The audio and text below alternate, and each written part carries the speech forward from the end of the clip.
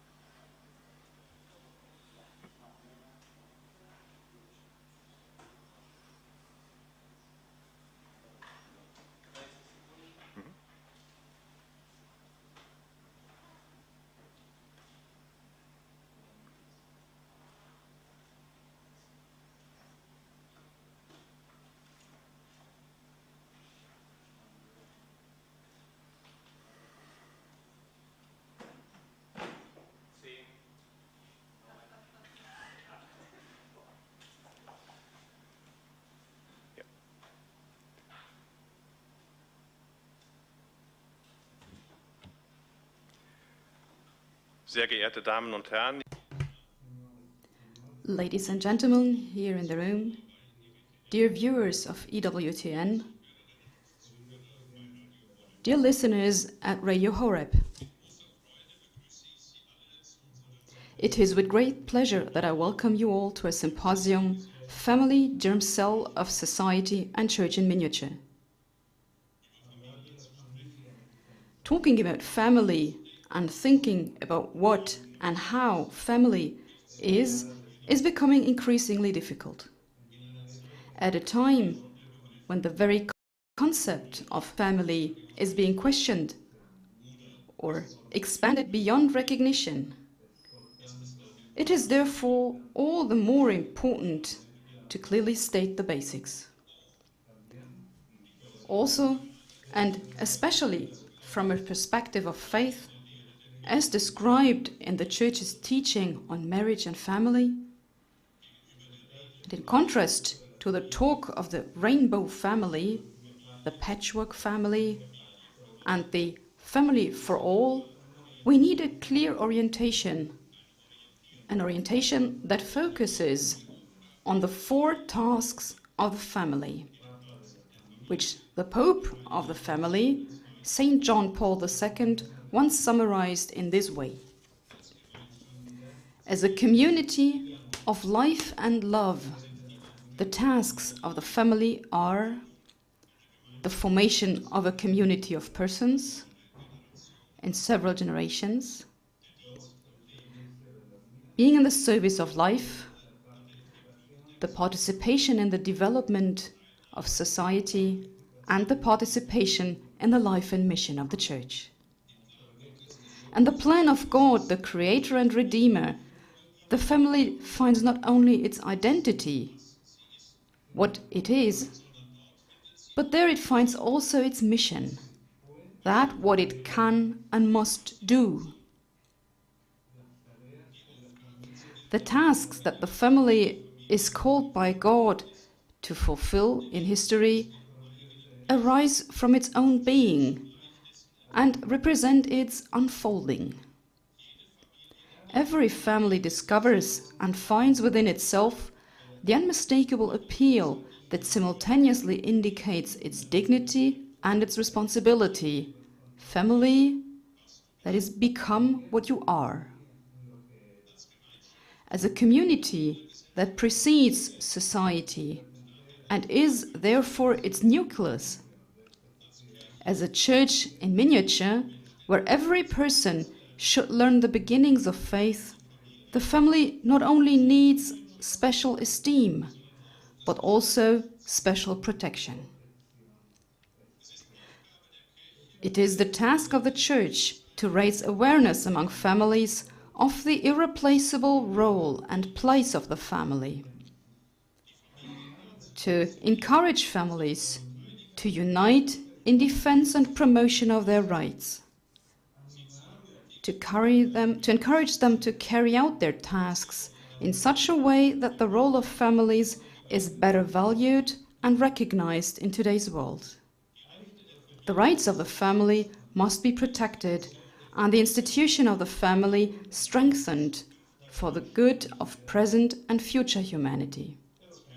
As a church and as individuals, we must not tire of clearly proclaiming the conviction of the irreplaceable mission of the family and ensuring that families and parents receive the necessary support and encouragement to fulfill their God-given task. I am therefore very grateful to the speakers at today's symposium for accepting the invitation to reflect today on family and to enter into discussion with one another. Their presentations will introduce us to God's plan for the family and to the necessary diversity of man and woman, which is at the cradle of every family. Also, the difficulties that every family has to overcome in the social situation, especially in Europe, will not be concealed.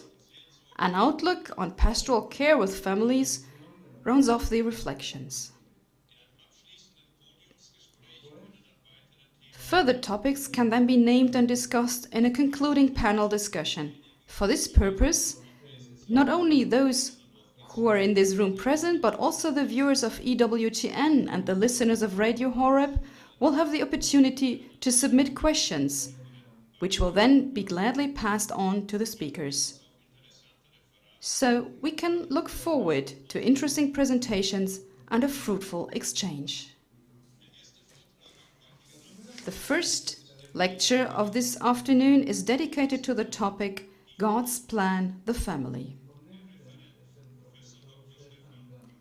The speaker, Professor Dr. Stephan Kampowski, is a full professor of philosophical anthropology at the Pontifical Theological Institute John Paul II for Marriage and Family Sciences in Rome. Since 2012, he has also been an invited professor at the Faculty of Philosophy of the Pontifical University of St. Thomas Aquinas, the Angelicum in Rome. Professor, the floor is yours.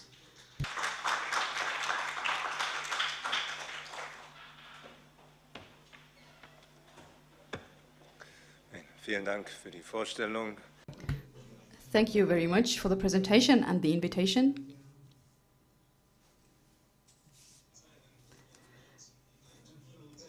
In his Wednesday catechesis delivered from 1979 to 1984, St. Pope John Paul II discussed human love and the divine plan of salvation. Marriage, he explained, was instituted by the Creator and has an indissoluble character in keeping with the conjugal union of man and woman according to God's plan. Considering the words of Christ concerning the beginning, he wants to develop a theology of the body, from which the genuinely Christian vision of marriage and family derives. John Paul II, and it's important to underline this, speaks here in the same breath of marriage and of family, as well as of marriage and procreation. And within his catechesis, he states that the human body has both a spousal and a generative meaning, which goes so far that, I quote, masculinity contains the meaning of paternity and femininity that of maternity, end of quote. To speak of the family as God's plan is thus to see the family as anchored in the created order. The order of creation, on the hand, is the order of nature. which is the natural family. And in principle, what John Paul presents in his Wednesday Catechesis corresponds not only to the Christian tradition, but at least to the entire Western tradition, including Roman and Greek antiquity, that sees marriage and family anchored in nature. And regarding of this understanding, there is a kinship, a union of man and woman for the procreation and raising of offspring. Such a union was given the name marriage, which was used exclusively for it until recently. A marriage understood in this way was, in turn, naturally the basis of the family as a network of kinship relations, such as father, mother, son, daughter, brother, sister, uncle, aunt, nephew, niece, cousin. In those mentioned cases, we speak of consanguinity, either in the linear or collateral line. But there are also relationships based not on consanguinity, but on an irrevocable promise. A promise such as the legal act of adoption. And that's also irrevocable because if you have once taken a child, it is your son, your daughter forever. And of course the marriage promise itself, which makes the spouses relatives in a certain sense and places their respective families of origin in the so-called relationship of affinity, such as brother-in-law, sister-in-law, father-in-law, mother-in-law. The experience of marriage and family in this sense, as a network of affinity and consanguinity, is so deeply rooted in humanity that one has to ask how it could come about that such a fundamental reality is in many societies of today no longer perceived in its essence, and that legislation and jurisdiction arbitrarily give the names marriage and family to other types of relationships that in themselves have nothing to do with marriage and family in the traditional use of the word. Let us imagine that the German Bundestag, the parliament, were to pass a law stating that the use of the name bread was to be generously extended and henceforth also to be applied to the reality formerly referred to as stone. And it's true, bread may harden, it may even petrify. But from its original nature, it has a nutritional value. It is essential for survival. Bread and stones are of a completely different kind, so that then when the first question would not be at all whether there is bread according to the plan of God, but how it came to the fact that the representatives of the German people, and with them large parts of the society, are not longer able to recognize the difference between bread and stones. This is the question we want to deal with in the following. Let's first look at what exactly happened, and then ask ourselves how it could have happened. What happened? In Germany, on 1st of October 2017, the so-called Marriage Opening Act came into force. Since that day, in Germany, same-sex couples can contract a marriage, as the law continues to express itself, and they can then also jointly adopt children. An analogous legal institution has already existed in the United States of America since 2015, even if legislation there is often left to the courts. That is, there is no corresponding law there, but merely the landmark decision of the Supreme Court of the 26th of June 2015, Obergefell versus Hodges. Whether the law was made by a parliament or by a court, the result is the same. There is now in both countries, and currently in 29 others, that what in Germany is expressed by the term marriage for all. Thus, there are different socially recognized forms of marriage, and thus also different types of families. Now, one might think that the extending of the privilege of public recognition to all possible kinds of partnerships was simply a gesture of generosity, that one would be tolerant versus people who feel differently, think differently, and besides, it's not violating the rights of others. After all, no one is being forced to enter into same-sex marriage. One might express this according to a motto: you don't like same-sex marriage? Well, then don't contract one. Nobody forces you to do what you don't like. Doesn't the legislature in Germany just ask citizens to show a generous tolerance towards those who think and feel differently? Don't love, affection, and commitment deserve public recognition regardless of a couple's accidental composition in terms of biological sex? Those are the questions, how they're put, and how we are invited to see it. But there's another way to look at that.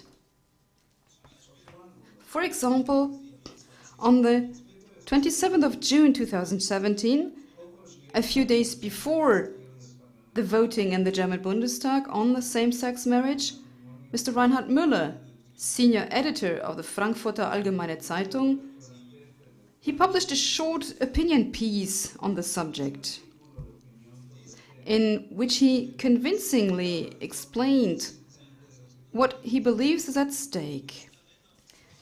In it, he points out the obvious fact that marriage for all really means marriage for no one. Because if every kind of union is recognized as particularly privileged, then none is privileged anymore. If everything is marriage, then nothing is marriage anymore. Therefore, in his opinion, the Marriage Opening Act means the end of marriage as a legal institution in Germany. He also points to the undisputable fact that only a union between one man and one woman is capable of generating children, suggesting that this difference, based on biological fact, may be important enough to justify a difference in matters of legal public recognition. In other words, and this goes beyond Müller's brief exposition, one can and must speak of injustice, not only in those cases where what is the same is now treated differently, but also in those cases where that what is different is treated as if it were the same. In the final analysis, therefore, one must judge that some countries have effectively abolished marriage as a legal institution and have thus also said goodbye to the natural concept of family.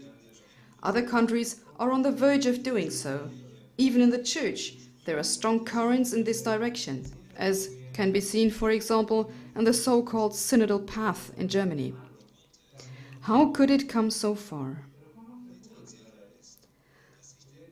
Fact is that the concept of marriage, that losing its substance, had already undergone a fundamental transformation years and decades ago.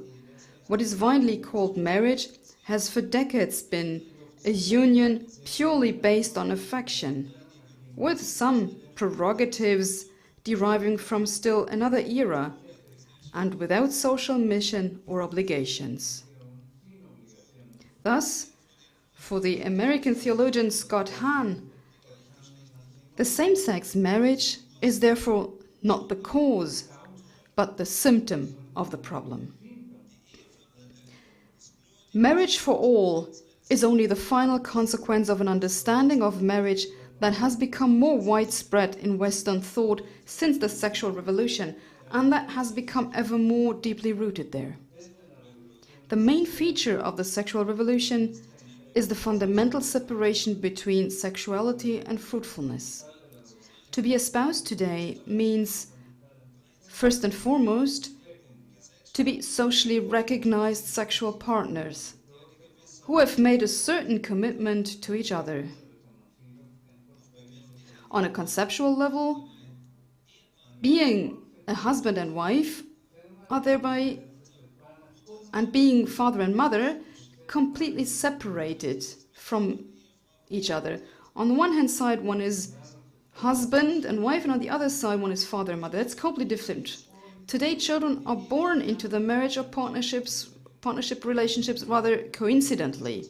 They then result either from an accident, the contraceptives didn't work, or from a specific special decision of the spouses, or at least of one of the spouses, to become parents. It doesn't have even to be a joint decision. Even after the possible birth of a child, the relationship will not be defined by their common father and motherhood, but continuously by their being sex partners. But one can only be sex partners without thinking of possibly becoming father and mother of one's common children if the sex act is looked as originally sterile. And here is the result of the sexual revolution.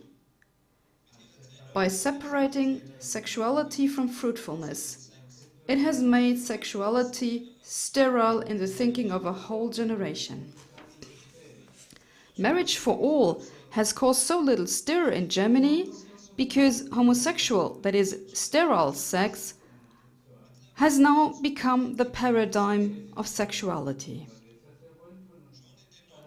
As early as in the 1980s, the Italian philosopher Augusto del Noce wrote in a letter to Rodolfo Quadrelli those moving lines, quote, "Today's prevalent nihilism has its symbol in homosexuality. In fact, it can be said that it always understands love in homosexual terms, even if it maintains the relationship between man and woman," end quote.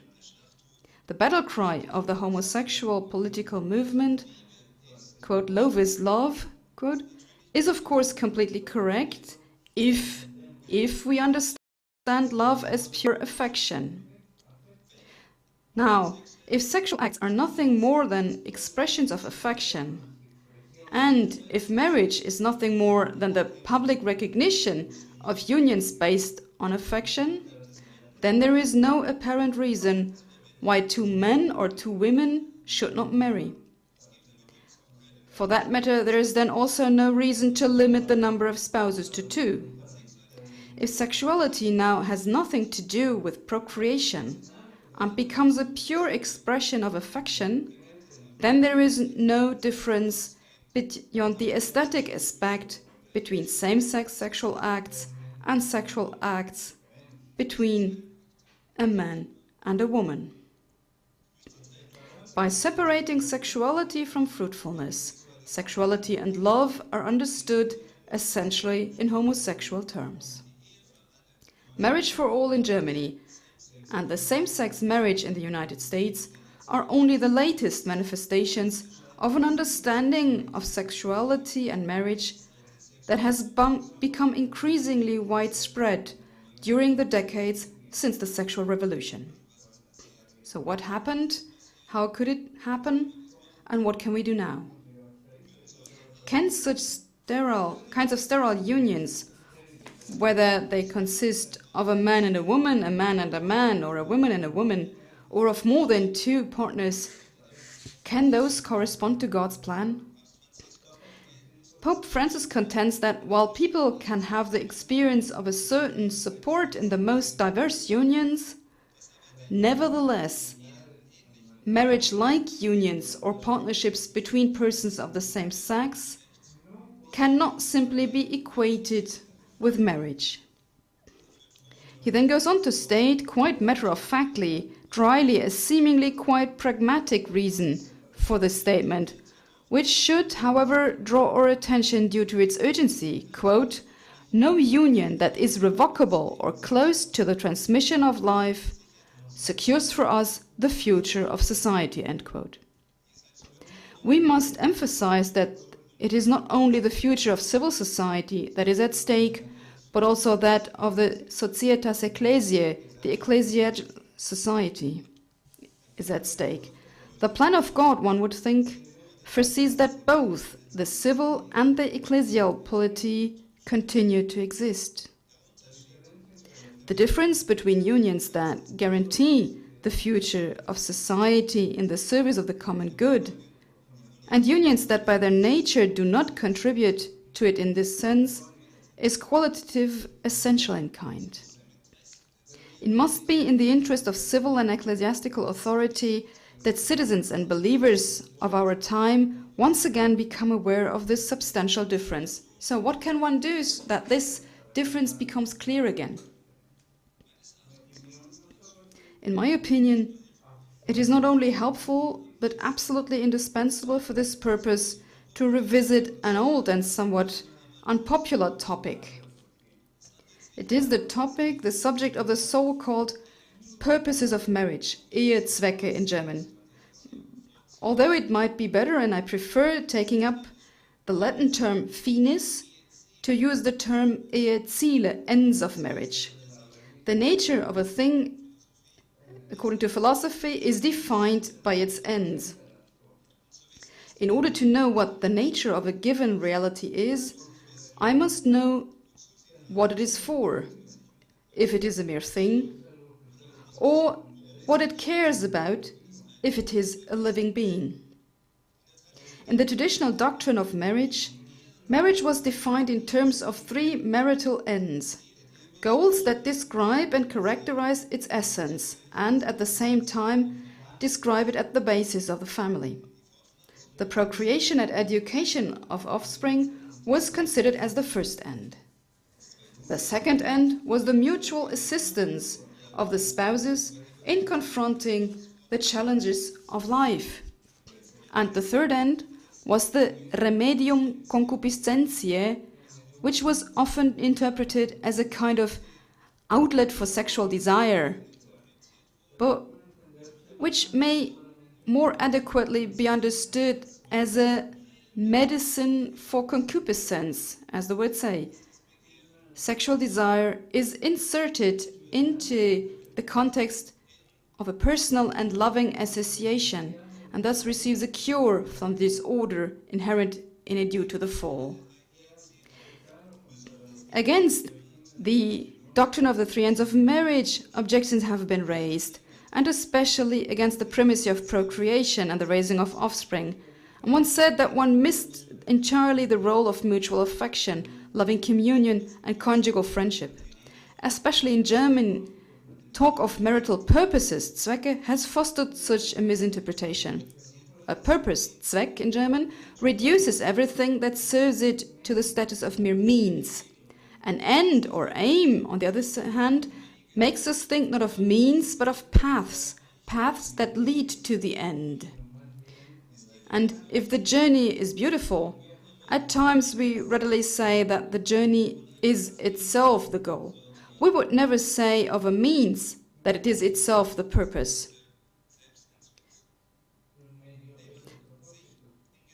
Unfortunately, by turning away, for good reasons, from the caricature of the doctrine of the ends of marriage, society and the Church also deprived themselves of the possibility of understanding this doctrine correctly. A social institution without ends is an institution without meaning, without nature, without essence. It is an amorphous oddity to which one can now arbitrarily give any content one wishes. It is important to emphasize that Church authority has never expressed itself against the doctrine of marriage goals, marriage ends. Thus, the Second Vatican Council, hoping to avoid the polemics that prevailed in the 20th century, avoided the terminology of the ends of marriage in its treatise on marriage and family. But it did affirm the doctrine's actual content. Thus, we read in the Pastoral Constitution, Gaudium et Spes, quote, "By their natural nature, the institution of marriage and conjugal love are ordered to the procreation and education of offspring, and in this they find, as it were, their culmination, end of quote. That toward which something is ordered is precisely the end of the thing. So whoever says ordered toward also speaks, at least implicitly, of end.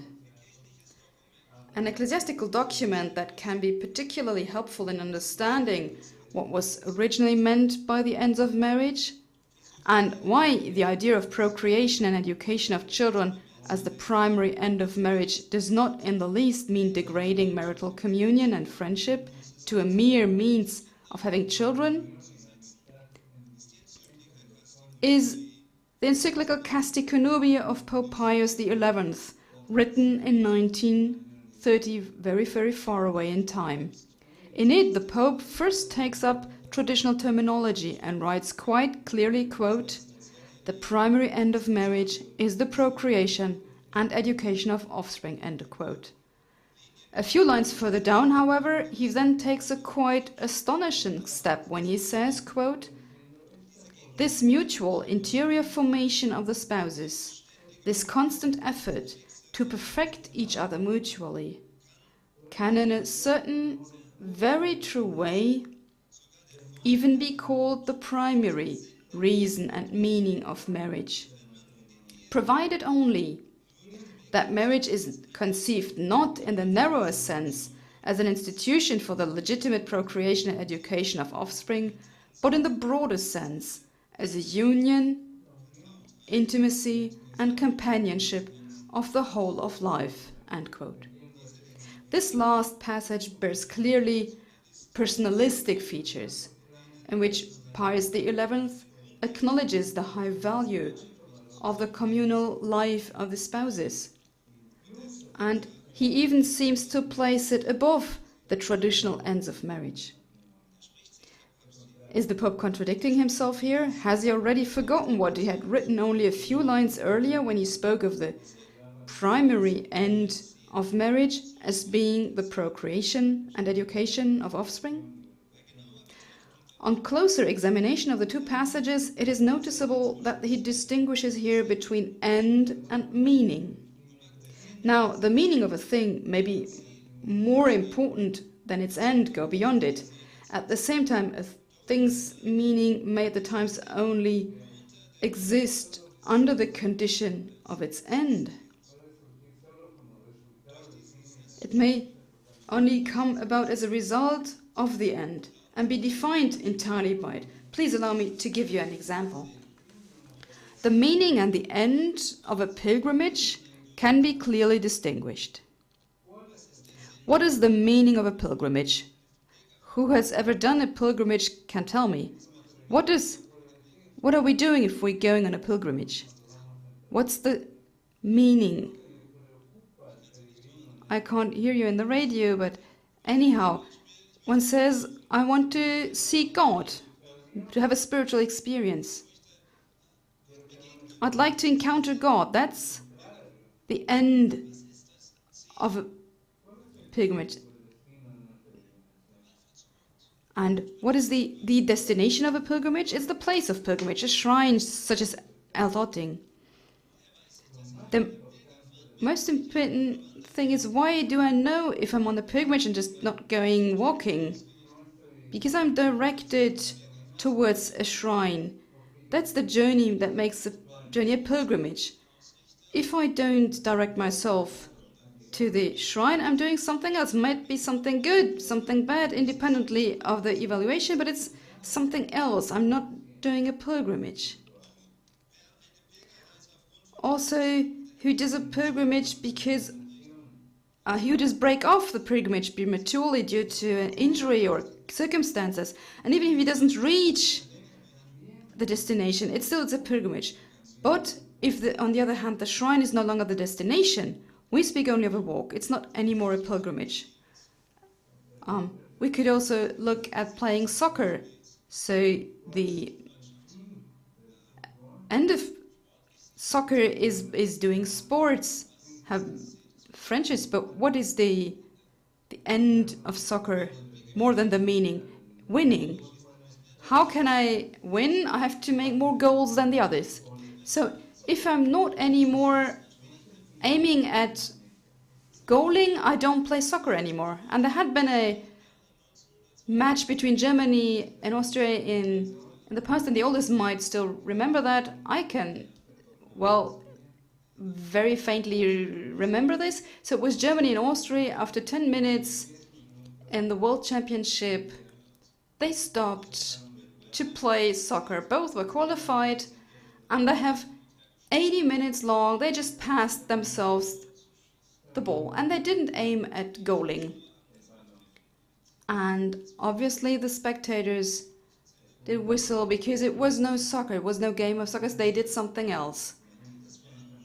So the end, the destination, can be conditioned for the meaning. It might be more important to build up friendships than score goals, but if I don't want to score goals, I don't need those friendships. Analogously, can we distinguish the end and the meaning of marriage? Then the primary end of marriage, namely that which defines it as a marriage, is to be oriented towards procreation and the education of offspring. And this is even irrespective of whether God actually grants children to the couple or not. The meaning goes beyond this, but it is dependent for its existence on the presence of the end. It is in a... So the presence of the end is dependent, the meaning is dependent on the presence of the end. It's in a community that is defined in such a way that one experiences a human closeness and a kind of friendship that is unique in its intensity and intimacy. As there is no deeper union of two people on earth than to be father and mother of common children, so it will be difficult to find a greater expression of love than to say to the other, I want you to be the mother, the father of my children. So, in this respect, being a wife's husband means being the potential father of her children. And being a husband's wife means being the potential mother of his children. The fact that husband and wife see each other in this way does not imply that they're instrumentalizing each other regarding the procreation of offspring. It simply means that conjugal love is ordered toward the formation of a family, and that herein conjugal friendship has its specific characteristic that distinguishes it from any other kind of friendship. Now, the question that was posed to me, now, does the one family, according to God's plan, exist? Does it still make sense today to speak of a natural family founded in the order of creation? The preceding explanations should show why this question arises in the first place. It's a new question that maybe 100 years ago we didn't pose, because it was just natural to have natural family. How did it come about that in many places today we do no longer speak of marriage and the family, but of different types of marriage and of different family models? I've argued in the foregoing that the origin of this development lies in the separation of sexuality and fertility made by the sexual revolution. From an institution ordered towards the procreation and education of offspring, marriage became an institution based on mutual affection, and exclusively affection. Affection, however, can of course be felt by people of the same sex for each other, as incidentally can unmarried people. If marriage loses what is specific to it, then marriage becomes whatever one wants to call marriage at the moment. Thus, the concept of family also becomes arbitrary. The problem is the sterility of such relationships. Once again, we can cite Prof. Francis, quote, "No union that is temporary or close to the transmission of life can ensure the future of society," end quote. God wants us to have life, and to have it in abundance. Therefore, the only family that can be according to his plan is the one that guarantees the future of society and of the Church. And there can be only one family, that is the institution that by its structure and by its nature places itself entirely at the service of life. Thank you.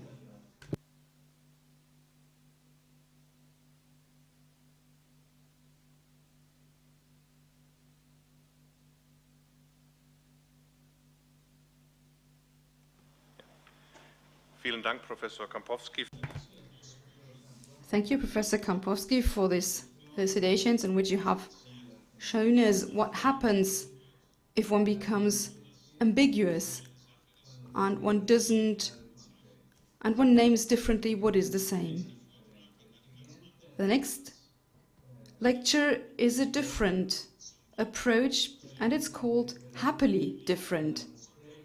Happily Different, Woman and Man in the Family. For this second lecture, we have been able to win Professor Hanna Barbara Gerl-Falkowitz, and I'm very grateful that she has come for this here to Rome. Professor Gerl-Falkowitz held the chair of Philosophy of Religion and Comparative Religion at the Technical University of Dresden, and since her retirement has been the director of the European Institute for Philosophy and Religion at the Philosophical Theological University of Benedict XVI in Heiligenkreuz near Vienna. In her academic career, she has received a lot of prizes for scientific work. Among those last year, she was awarded the Joseph Ratzinger Prize by Pope Francis. Professor, we look forward to your lecture.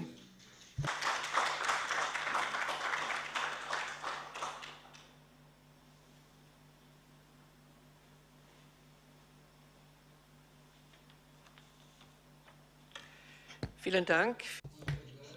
Thank you very much for the invitation and the kind greeting.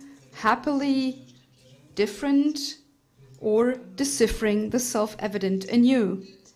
The first thought is that there are two postmodern dynamics against the self-evident. There's a Chinese congratulation that is, I wish you uninteresting times. We obviously live in interesting times.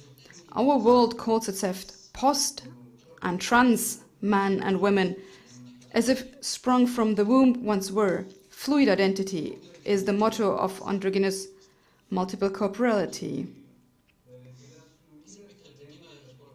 I don't want to go further on this in detail, but interesting, the liberation of women has lost its mind because there is no more existing women. It's no longer the biological, but only the social or ascribed or self-chosen gender that is important in the ubiquitous gender talk. The irritating game with one's own flesh blurs all boundaries. Deconstruction is the new beacon. Two genders? No. So it's not clear how many there are, but gender nouting navigate. The navigating between the sexes, specifically exhausting all sexual possibility, especially same-sex.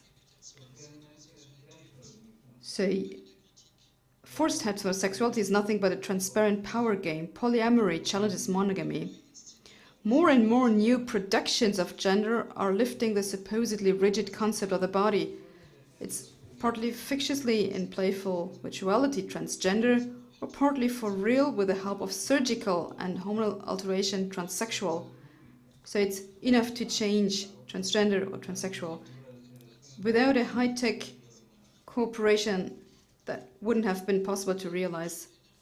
And one sees it in an important, famous case end of the 80s.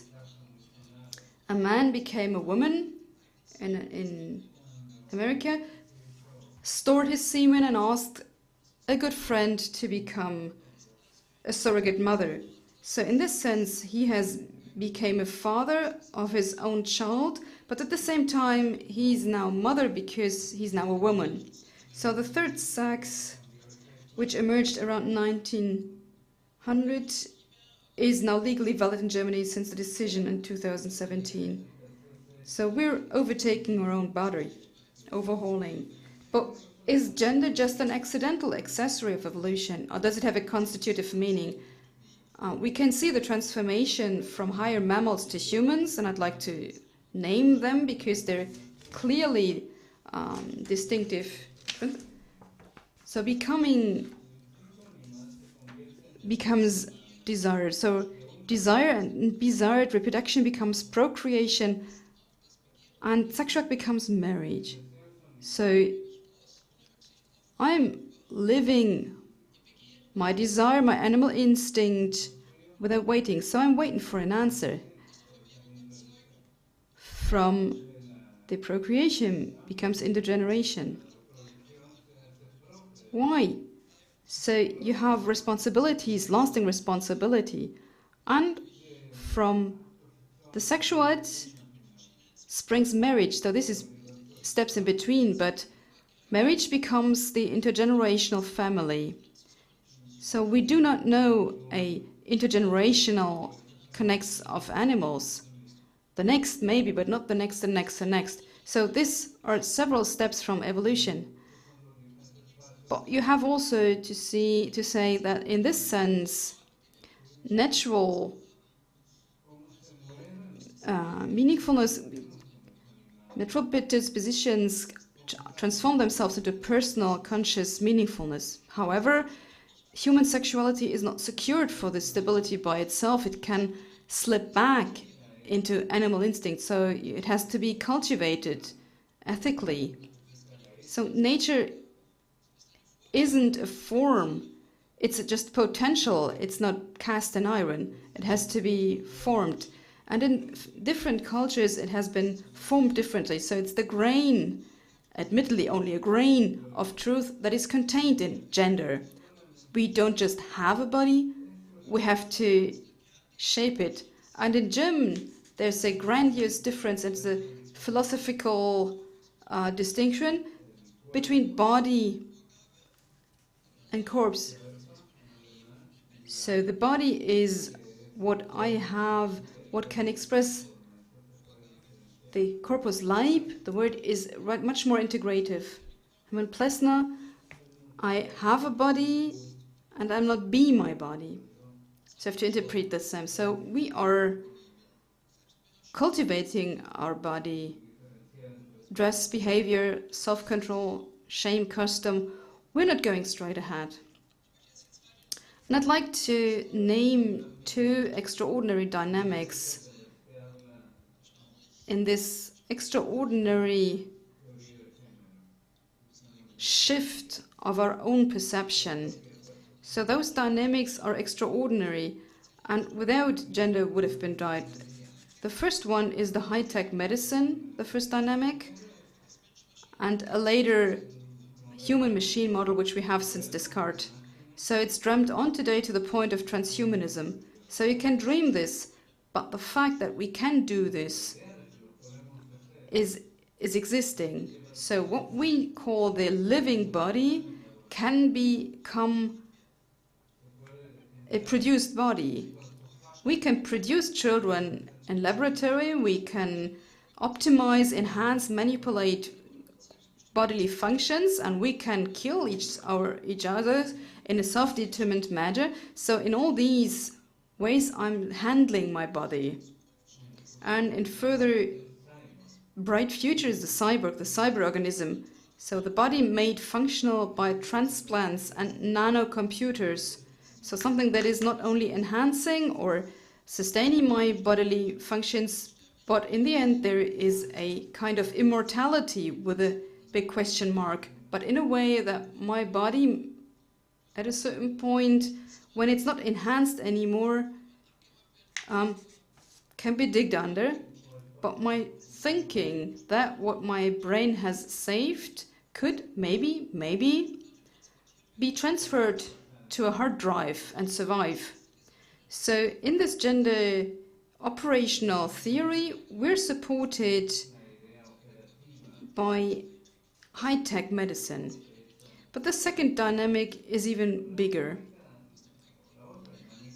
because it's a subjective presupposition that's very much in play in these days. It's the heightened will for freedom, the Western civilizations. And a measureless effort comes into place. So from the 18th century on, everything that was given is to be turned into something self-made. So it's again my will, I take it, I transform it. Also, my sex is not only a datum, but a factum. So gender too is a kind of multiple possibility to relabel. I can reshape by my own attitude to myself. I can reform it. So my understanding myself is a kind of software which I can label multiply, and I'm able to shape and change. So I don't even know a medical intervention. It's just about what do I imagine, who do I want it to be. And the question that's put to us now, without the dynamics, those two dynamics, gender discussion would left empty, but with two dynamics will keep it alive. So are with this bio-man and woman hopelessly pre-modern in comparison? Bio-man and bio-woman, so bio is an enhancement, but it shouldn't be used without the own gender and sex. Are we? No. Is the original that we are, in the end, just pre-modern and an exposition that I haven't yet returned to with my will? So we come to questions just as they've been put.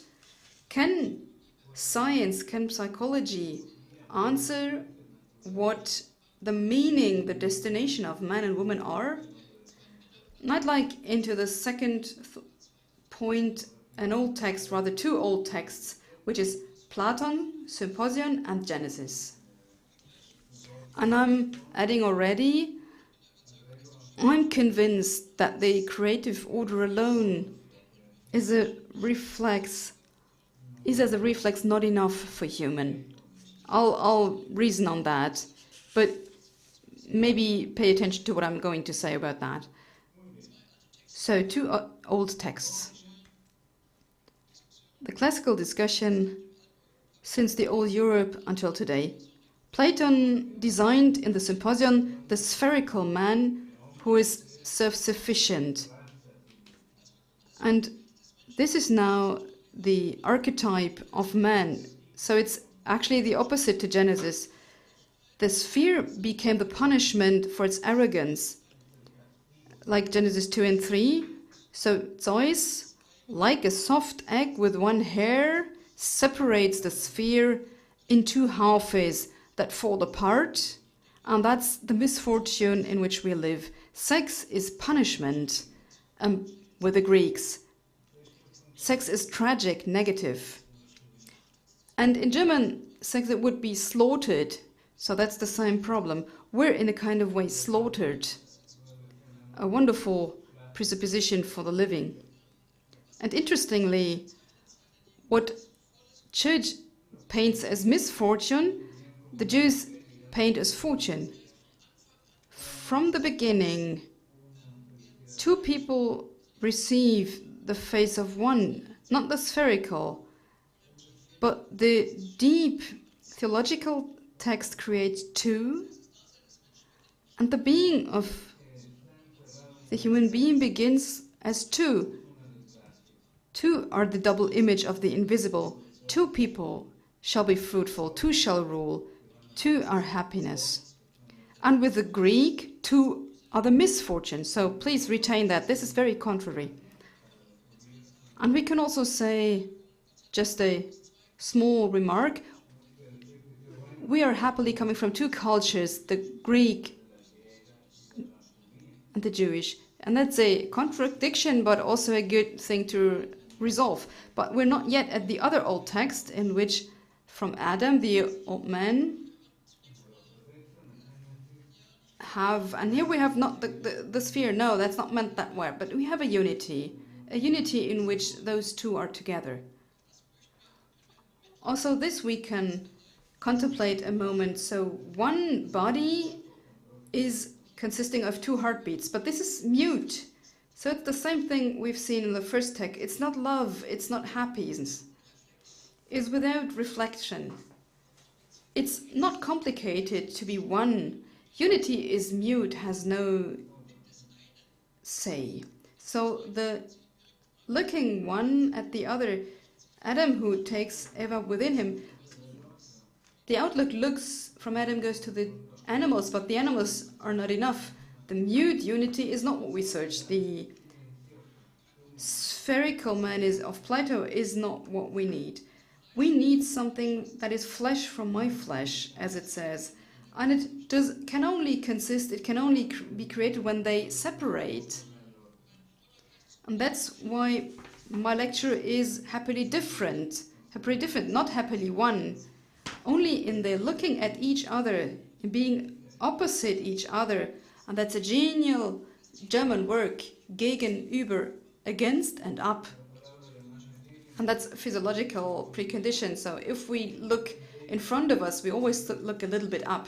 But only in this moment where the other becomes visible, not only sensible, and it's a very strange unity, not really conscious. In this moment is created something like unity. Unity comes from two and stays two. So also amalgamation is an error, if you understand it like that. Marriage is not an amalgamation. Well, though there is a possibility that at least partly to read it that way, but in reality the happiness is that those two stay. Marriage is no cannibalism where one gets devoured from the other. So again, the happily diversity, the happily twofoldness. And in German, love, body and life are related. So the living body loves the other living body and it needs the other body outside of itself. It doesn't suck it in. But the meeting of those two lives create new life. So the woman needs the man and man needs the woman. Eva is not a proper name, but hasn't ever been. Eva means Chava in Hebrew. And I don't want to ask the question if you know what Chava is. So Chava is no name. Chava means life. Adam has found that name that is not a problematic, but the woman means life, nothing else. The woman only becomes a woman in the man, at the man, and thus becomes a mother. And the man only becomes a man in the woman and thus becomes a father. So the difference of the being difference, to put it in philosophical language, this is called becoming one in the other. So one at the other becomes one in another. Only facing the woman, the man becomes a man. But because they're different, woman becomes woman in face of the man. And there's another key in this old story of Genesis 2, 1 and 2. The woman does not detach herself from the one, the whole. She is detached. And she's divinely supplied to the man.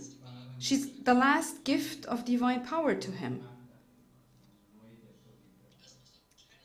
And only the separation makes them both whole. It's an interesting thought. And Plato didn't get to that thought. Only the difference, the separation, makes them complete. The opposite makes them themselves. So the resolution and bringing them together is the creation. The acting of creation is the way of God's acting. It's the origin that doesn't know more. It's not a primacy of one over the other, but it does set the gift character of woman given to man. And you could say this gift character of the man to the woman, but I don't want to put everything into this identification. The stories are more precise than weird. So the gift character of woman, the act of giving woman over to man, was the last act of creation. the moment when we recognize women as a gift, this takes away the sharpness of the difference, the power of the man to destroy the other. So this is constitutive of meaning. It's a matter of guilt that cannot be dealt with here. But if we really want to talk about man and woman, not here, not now, the history of guilt has to be deciphered as well. How specific is the destruction one can inflict on the other? So if women denies the gift character, and if man denies that woman is not amalgamated but self, in this point something becomes clear that I'd like to make allusion to. Maybe the talks later on will make this fruitful. So it's not enough to refer to the creation story. And I'd like to say this here explicitly. We have to also discuss revelation order. If we just begin with creation, we don't have the question about how they one became guilty versus the other, and not how Christ resolves that. So there has to be another solution. So the first beginning is touched, inflicted, not just brought into being, but there has to be a redemption order in place.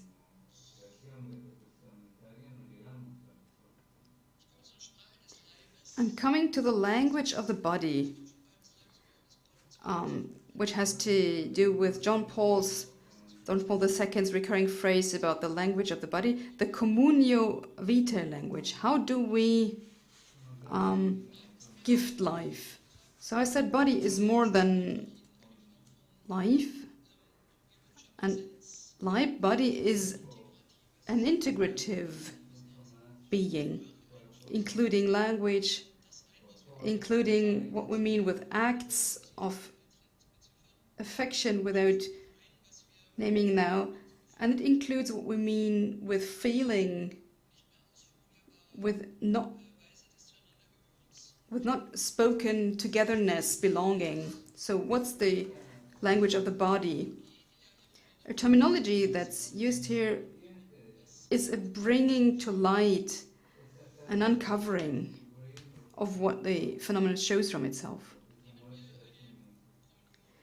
If we take a communion, a communio vitae between those two sexes, between man and woman, there's three moments. There's a devotion one to each other that culminates in the body.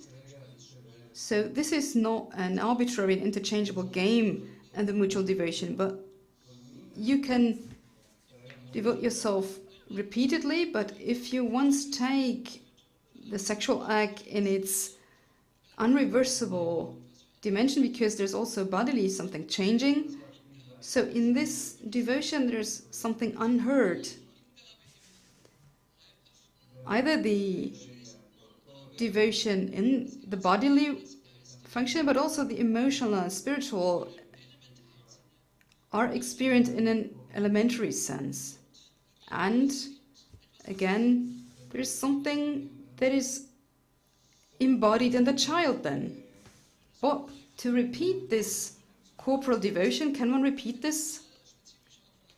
Phenomenal Lang said it's not possible like that, because the first devotion, the first gift of the woman is receiving a wound that stays with her. It's not negative, but it's a wound of circumcision. It's a wound of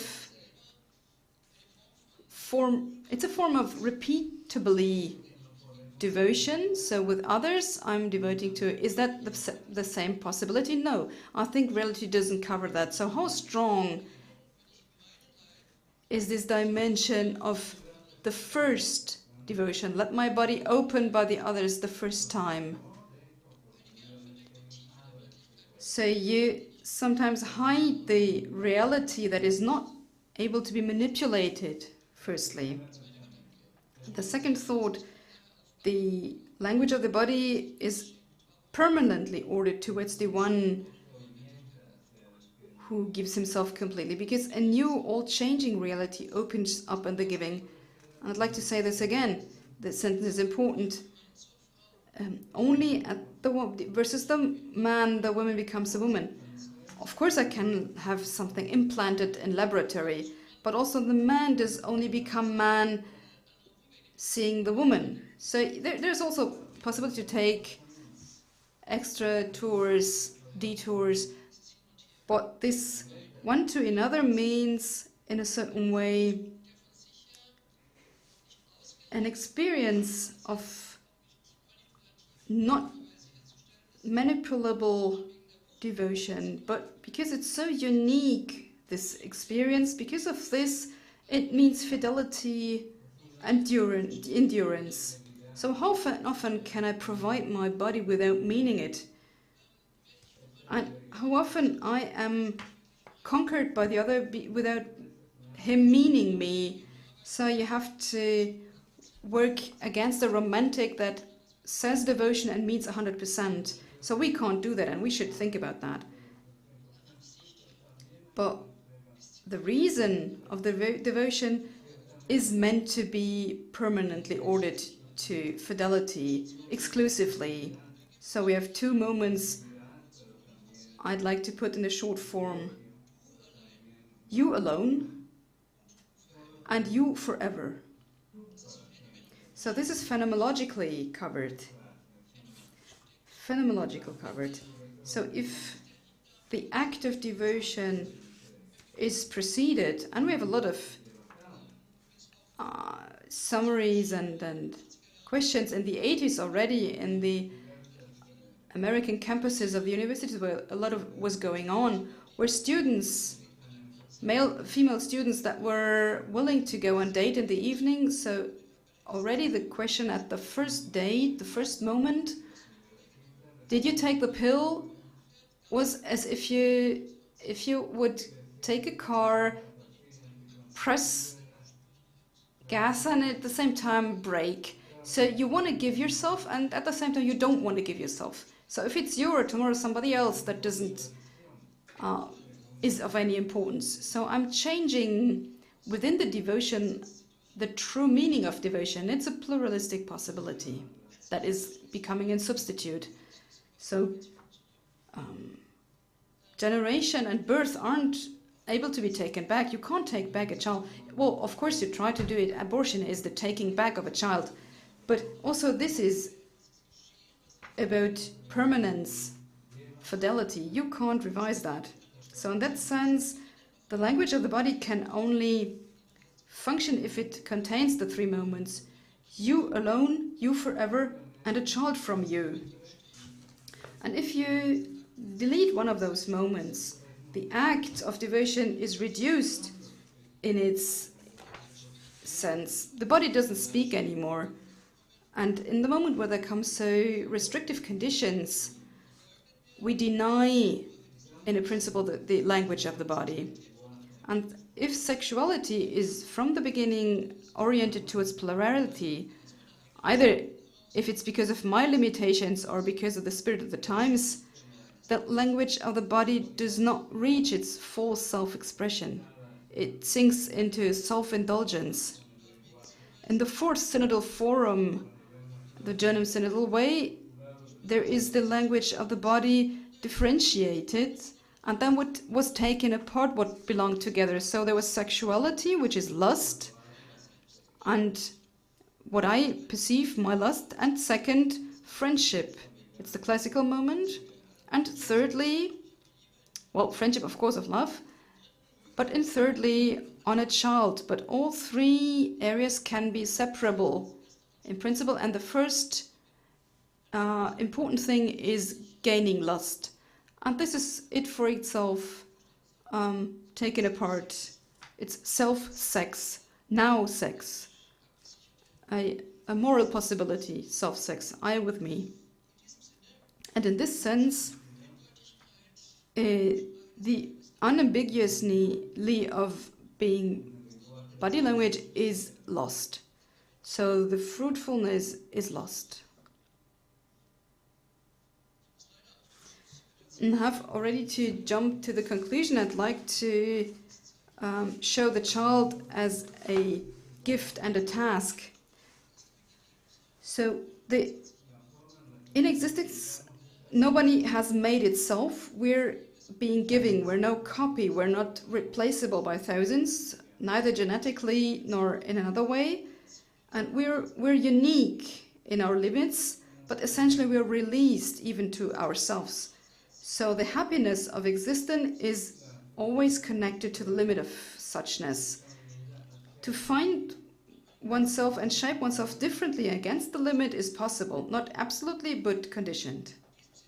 In this sense, the human plasticity is autonomous in a certain way, so it made a form of self-creation, but this is not endless.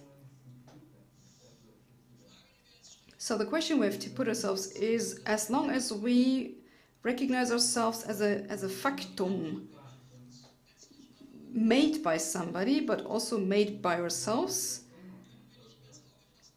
in that moment we can't conceive that we're genitum, begotten. Begotten of what?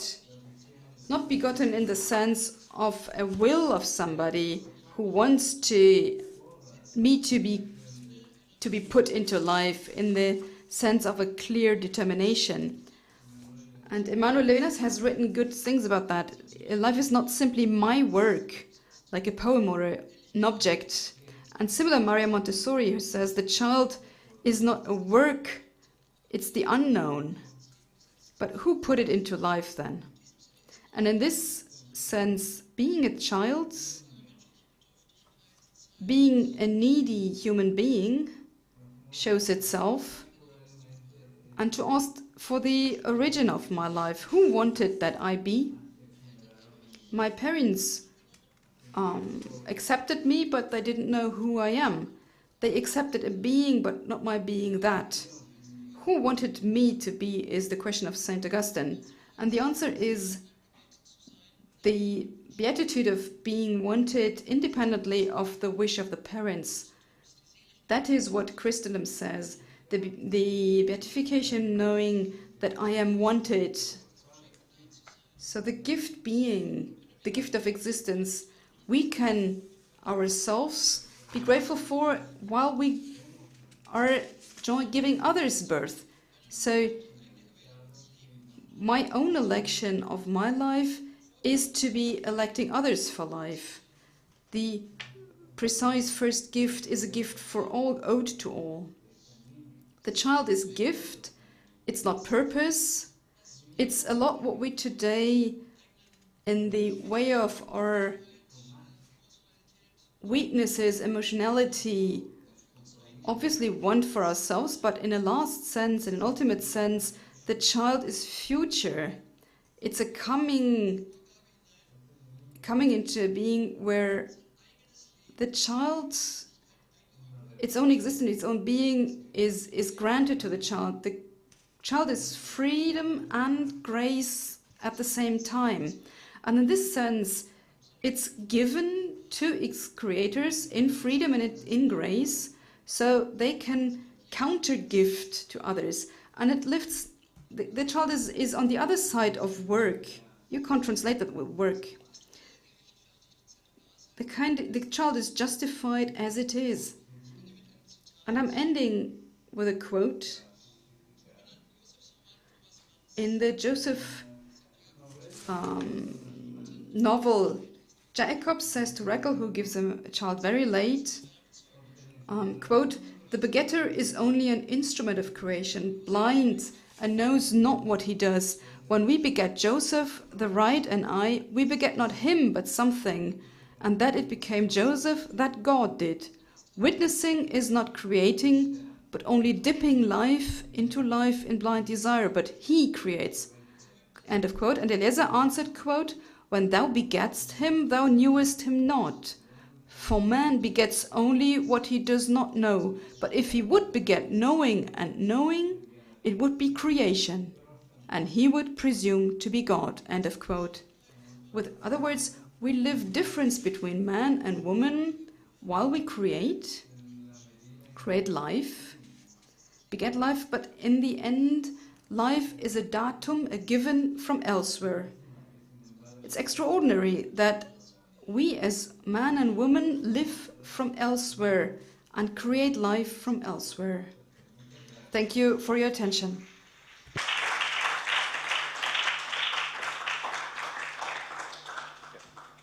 Liebe Frau Professor, vielen Dank für die...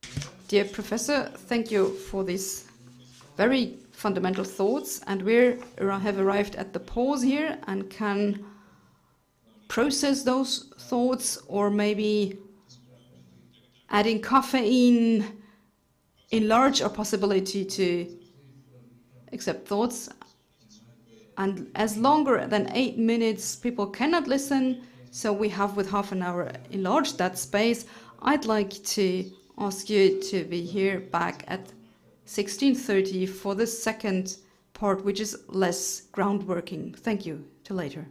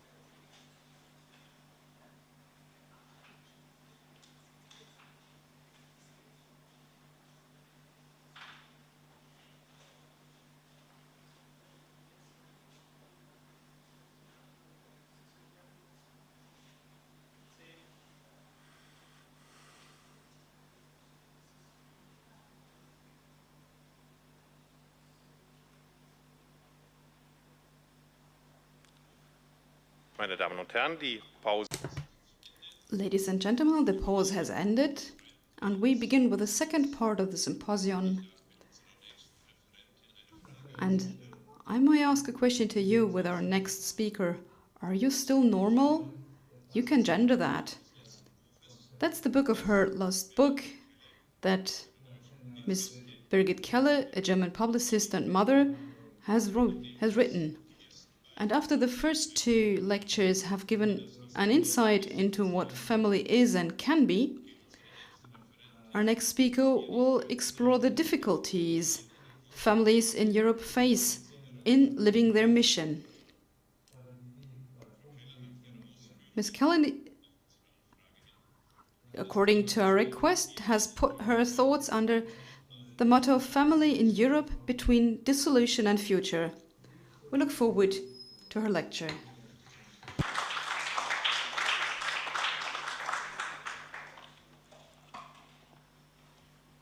Ich habe jetzt die undankbare Aufgabe.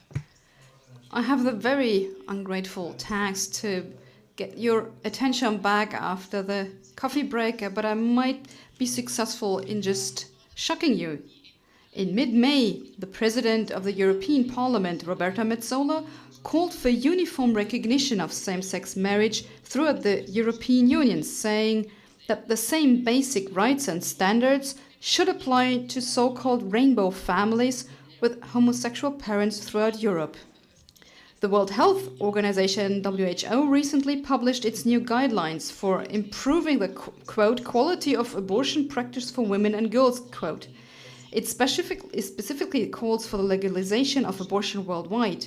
The Hungarian government passed a law to protect children from gender propaganda in school and bans the use of media content promoting gender reassignment and LGBT lifestyles. By a majority, Hungarians supported in a referendum the inclusion of the phrase, quote, the father is a man, the mother is a woman, end quote, in their constitution. The EU condemned Hungary accordingly as homophobic and transphobic, and the EU Commission announced that it will initiate infringement proceedings against Hungary for trampling on the human rights of sexual minorities. In Ukraine, after the outbreak of war, hundreds of surrogate babies were born and kept in air raid shelters alone in Kiev because the commissioned couples from all over the world could not come to collect them due to the war. The commodity child was ordered and not collected. Meanwhile, the incubator women are contractually forbidden to flee the war zone because so-called surrogacy motherhood would be illegal in other European countries. Meanwhile, in Switzerland, you can change your gender in a simple administrative act for 75 Swiss francs. What do all these events have in common? Like a red line running through Europe, but in truth also through the entire free Western world, there is a new agenda that is pushing all kinds of new family constellations, gender definitions, sexual orientations and identities, but also the decoupling of the factors of relationship, sexuality and procreation. All of this, of course, is done in the spirit of tolerance and anti-discrimination. On the other hand, the majority of the population and the normal family, consisting of father, mother and children, are not only being lost from view politically, they are now even being actively fought against as a relic from a time long gone that needs to be overhauled. Anyone who does not go along with this restructuring is stigmatized. See Hungary. Before I give you a few examples from Germany to show you what such a policy actually amounts to, let me explain another important building block without which these plans could not be implemented. I am talking about the return of collectives on the socialist model. The return to collective thinking was a crucial first step in making socialist ideas acceptable again on a broad scale. You just have to call it something else. For example, modern family policy. Socio-political control, which pits the individual against the collective, is again told as a promise or even a moral obligation in a whole new humanity story. The we is invoked again, and the more man is alienated from its original family, the more he needs another nest to cling to. In fact, however, we are dealing with a relapse before the implementation of universal human rights. Even though there is constant talk of ever new human rights, in socio-political discourse. Sexual rights, children's rights, women's rights, reproductive rights, they all have in common what we are already facing today, or feeling today in an exuberant identity politics. We talk about individual diversity, but strangely enough, this is only realized by belonging to the supposedly right group.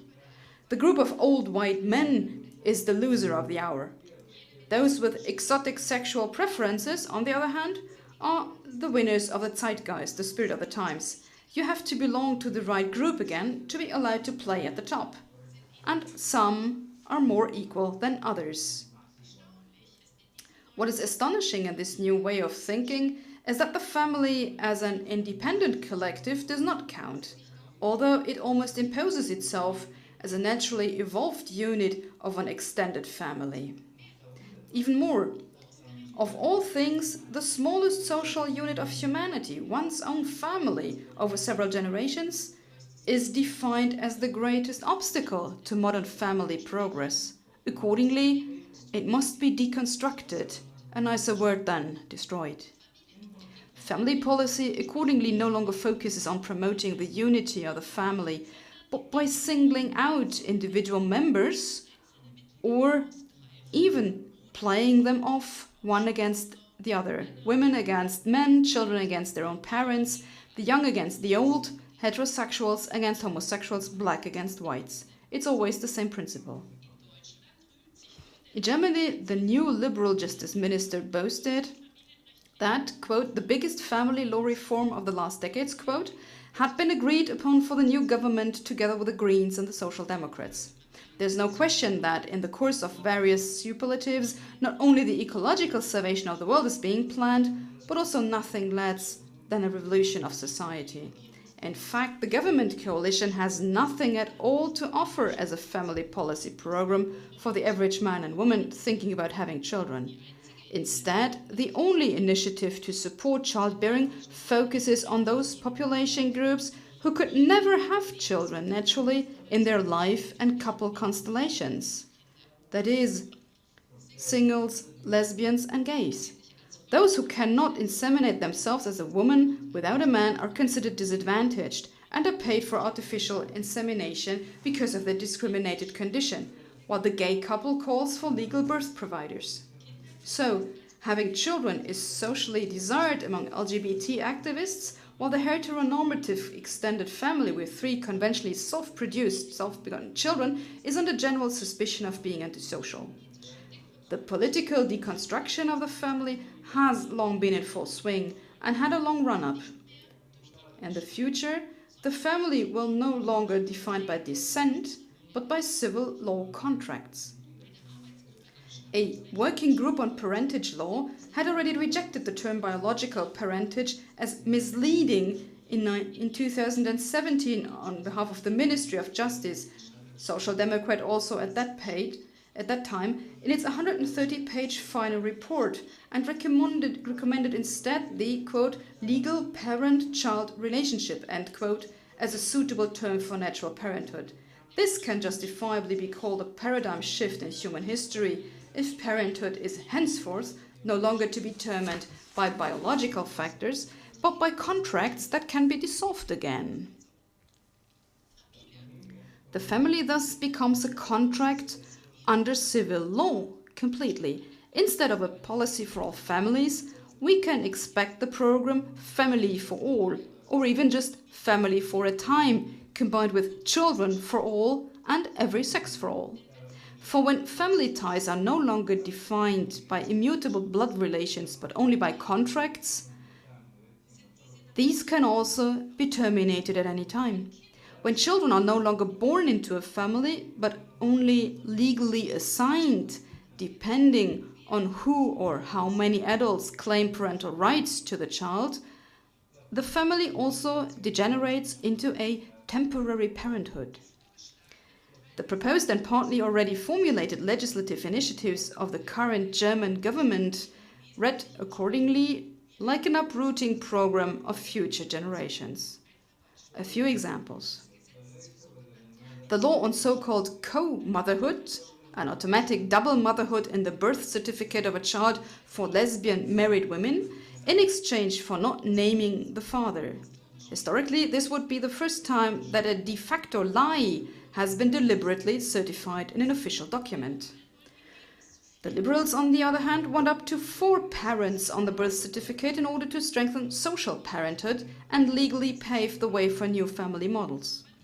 To this end, they want to create a new legal institution called, quote, community of responsibility, end quote, in order to, quote, enable 2 or more persons of full age to take legal responsibility for each other beyond love relationships or marriage, end quote.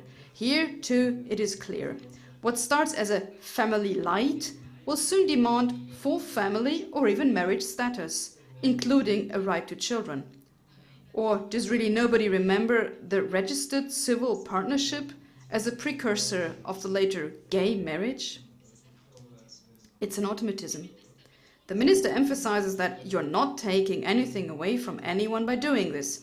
An alternative opinion, to put it kindly, because the special promotion of marriage and family by Article 6 in the Basic Law, that is the Constitution, would be undermined even further by declaring every temporary student sharing a community of responsibility that now claims promotion for civil family or even marriage status.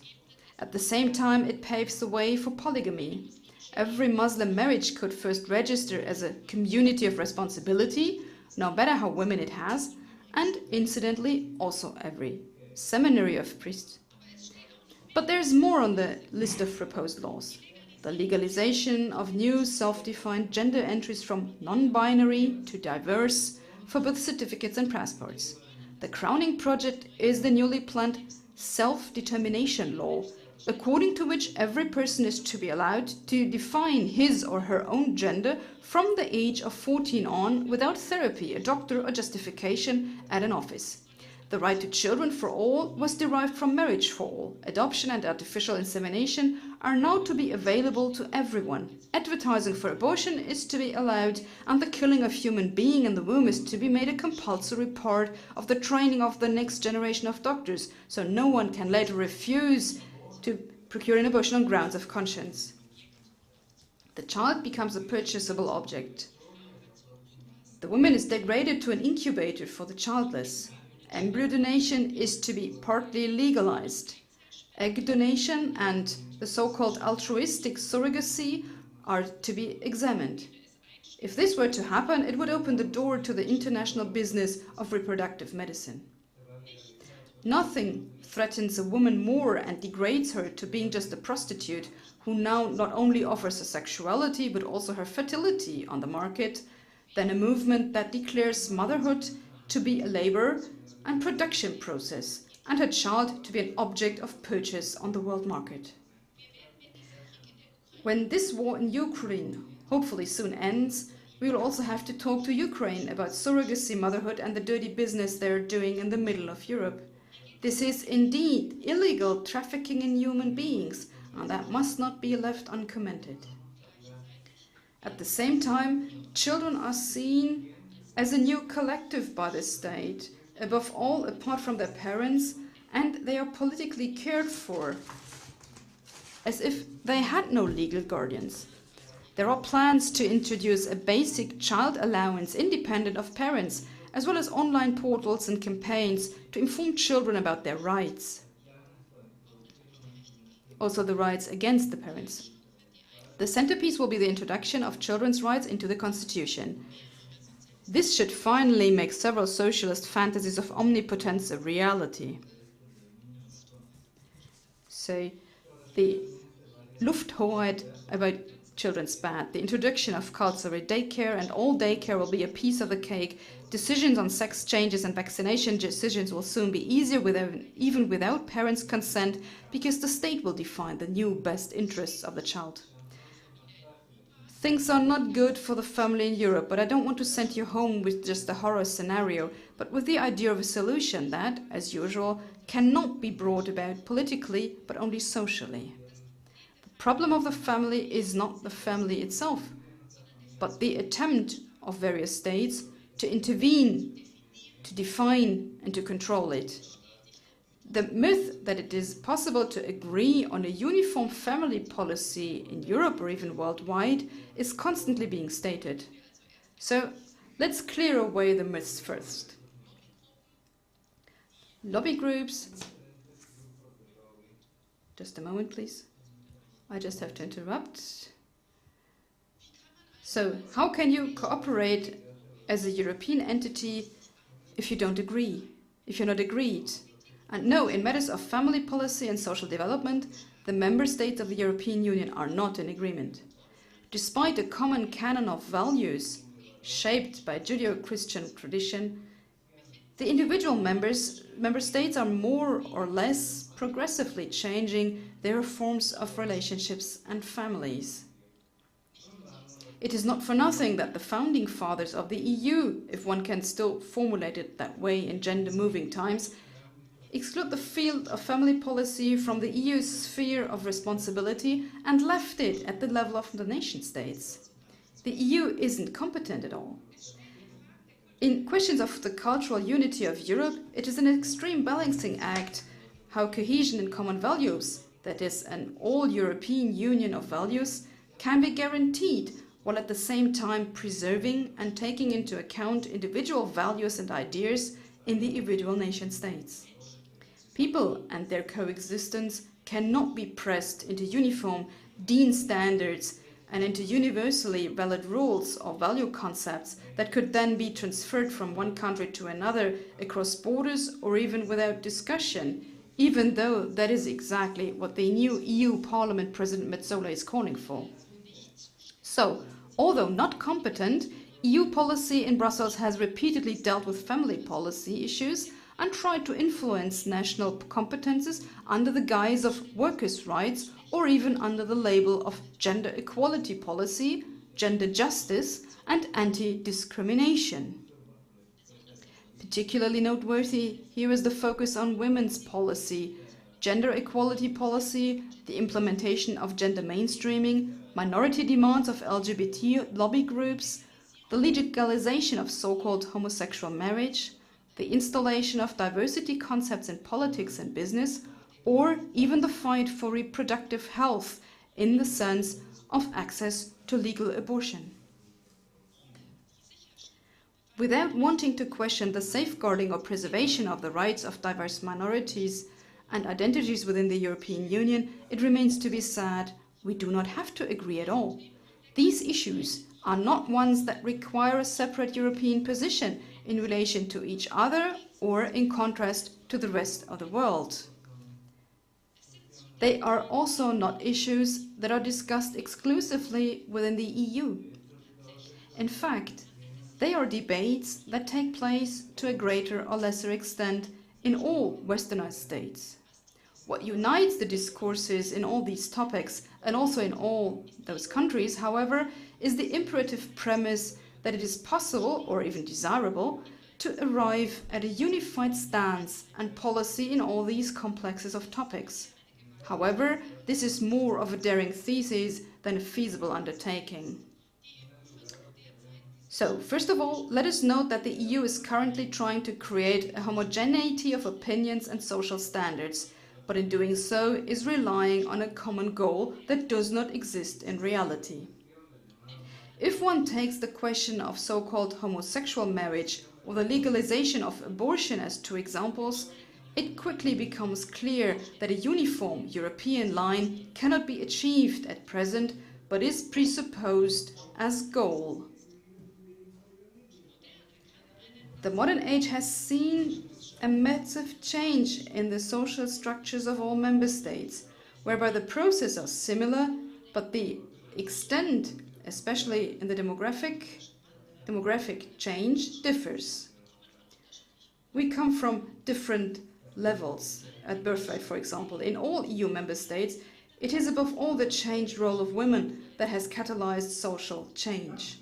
Women's occupation, work, the associated increase in childlessness among women, and the resulting collapse of large and small family structures have left their mark. The well-rehearsed balance of the classic distribution of roles between men and women has been thrown out of rhythm.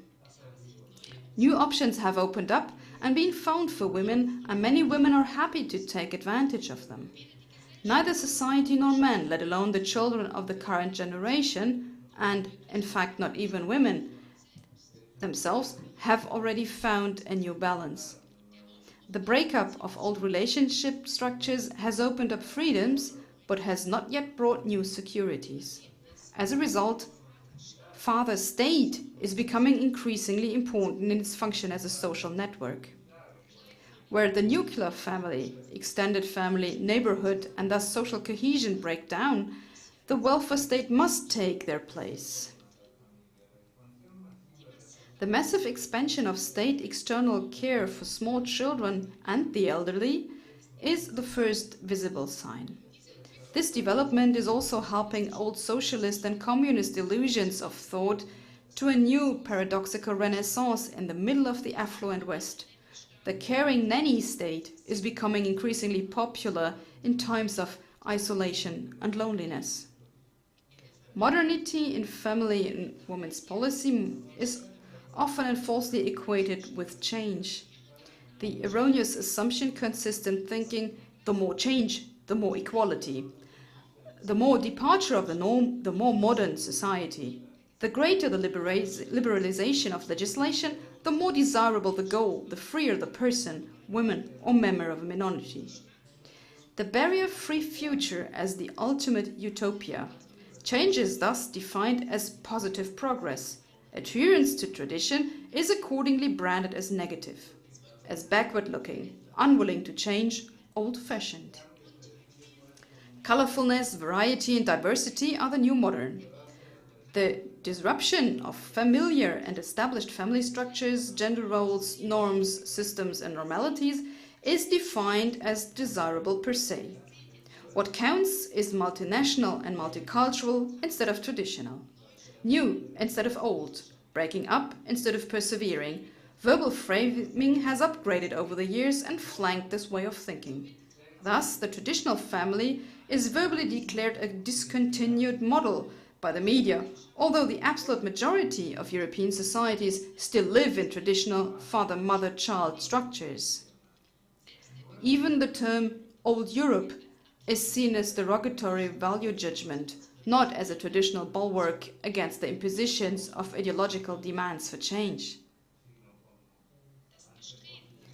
The striving for total liberalization, multiplication, and equality of lifestyles stands in stark contrast to the almost totalitarian methods with which the alleged liberation of Europeans from their familiar structures of life and thought is to be produced.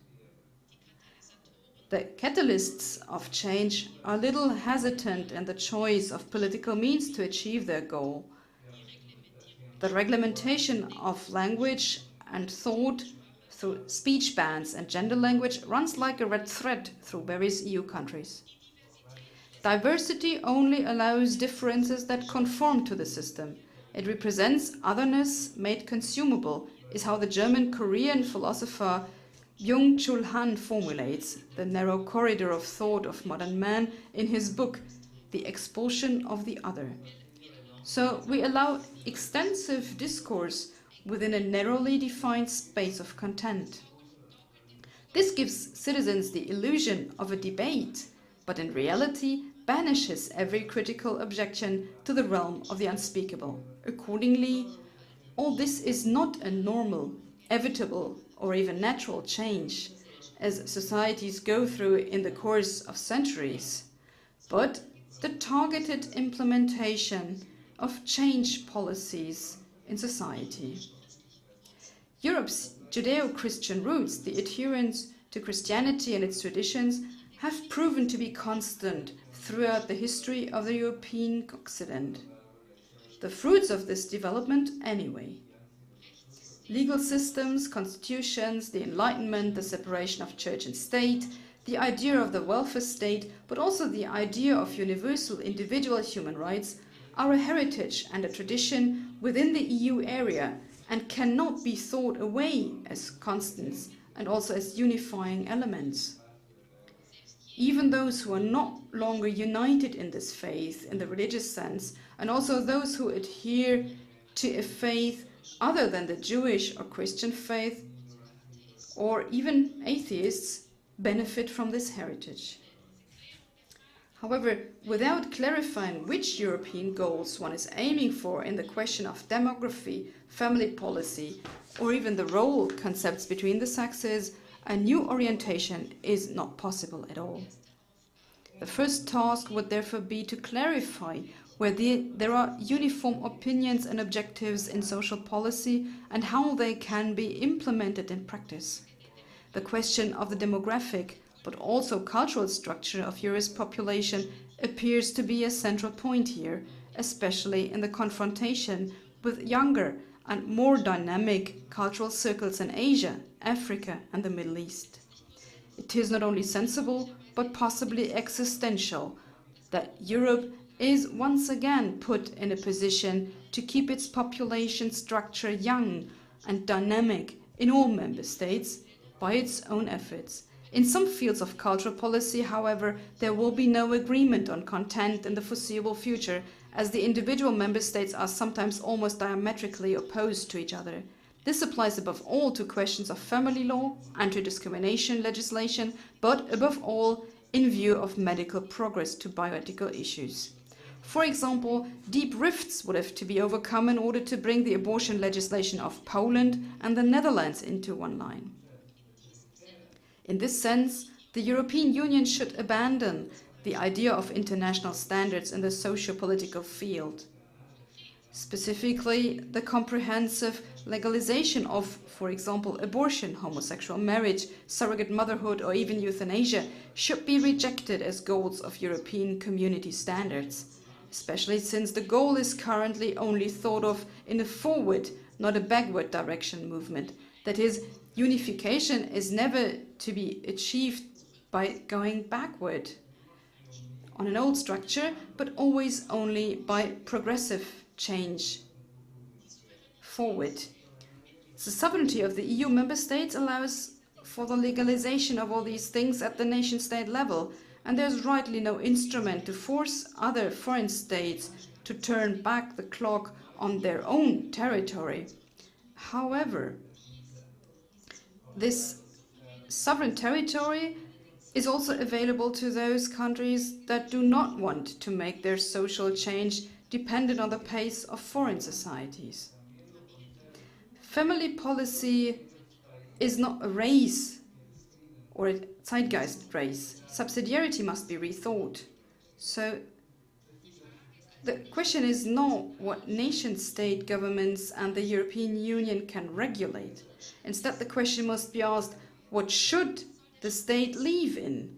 What should the EU leave to make it work with the families? What is striking in all European countries is the current obsession of political forces to press gender roles and the sexual lives of citizens of all things into new templates for thought and action, as if there were no more important issues than the next sexual liberation. This was already the case 50 years ago. Now it is coming back once again with new rhetoric but old ideas. The interface between sexuality and culture is being renegotiated, not only in the EU but in all westernized countries.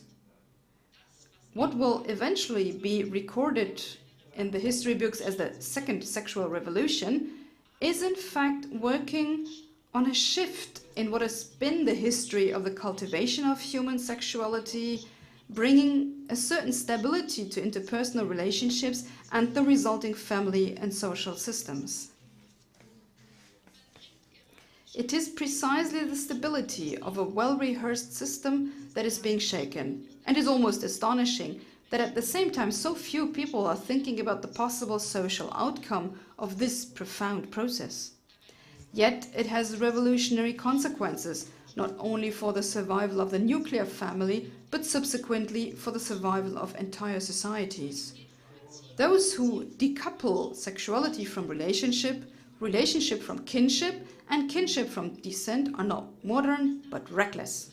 It should not be seen as a coincidence that in all European countries, political efforts are being made to anchor new role concepts of sexuality, but also of human coexistence, no longer in the realm of ethics, morals and values, but rather as an element of knowledge and education and in curricula and thus in the minds of children.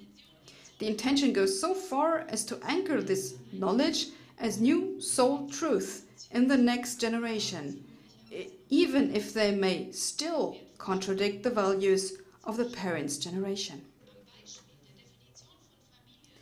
The politically forced change becomes particularly visible in the example of the division of family. In the traditional definition, the family has always been understood as a pre-state entity that is not first defined by constitutions, but at most confirmed by laws and endowed with special protective rights. In this context, family is defined as the natural family, linked by biological descent over generations. Is this contrasted with the modern definition of the family? Family as constructed legal assignment. The policy of recognizing new family forms does not benefit the general public, but only the respective minorities striving for family status. Demographically, this policy is almost disastrous because it does not promote natural procreation, but defines it as secondary. In a kind of fatal cycle, the focus on minorities prevents the policy from focusing on the stable majority of natural families. In countries like Germany, of all places, where the state should display a healthy utilitarianism out of a sense of self-preservation, there is a lack of meaningful policy in terms of demographic stability. I have to come to the end, so maybe just the outlook. How can we define a family, or how should a family be defined now? Because it really needs this diversity, but a very different kind than the vociferous advocates of diversity imagine. We can neither stop nor ignore the factual change in some countries. It takes liberal thinking to support conservative thinking. However, it is also important for conservatives to self-confidently understand their own position as part of this liberal diversity, instead of having the thought pattern imposed on them according to which the colorful modern family is in the modern diversity, while the traditional family is somewhere as an outcast child on the fringe of the discourse. The natural family is part of the diversity, and, strictly speaking, it still constitutes the majority. This is how we find our way back to a realistic family constellation.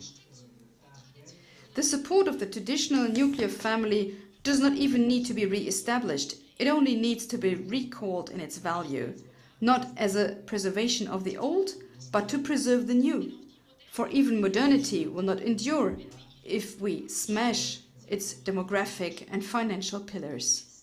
And that is and remains the family. Thank you.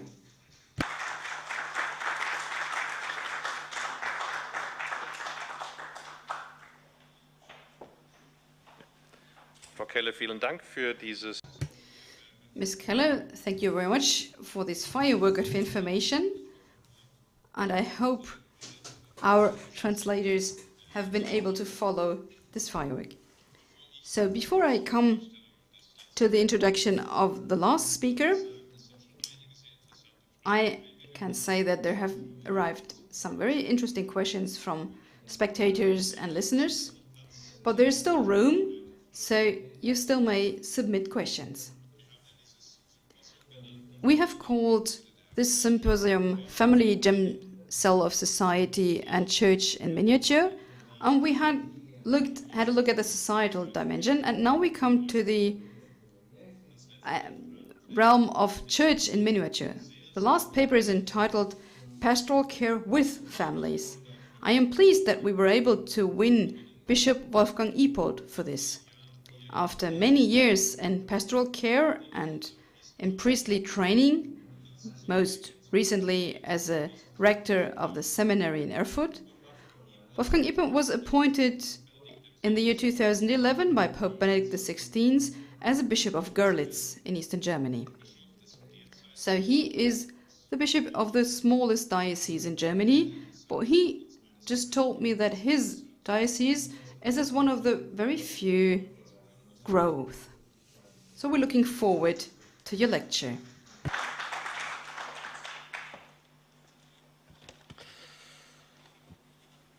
Ja, danke schön. Yes, thank you for the introduction. Ladies and gentlemen, dear spectators and listeners, I cannot begin my talk on the pastoral side of today's topic without mentioning what I consider one of the most beautiful sentences with which a papal letter has ever begun.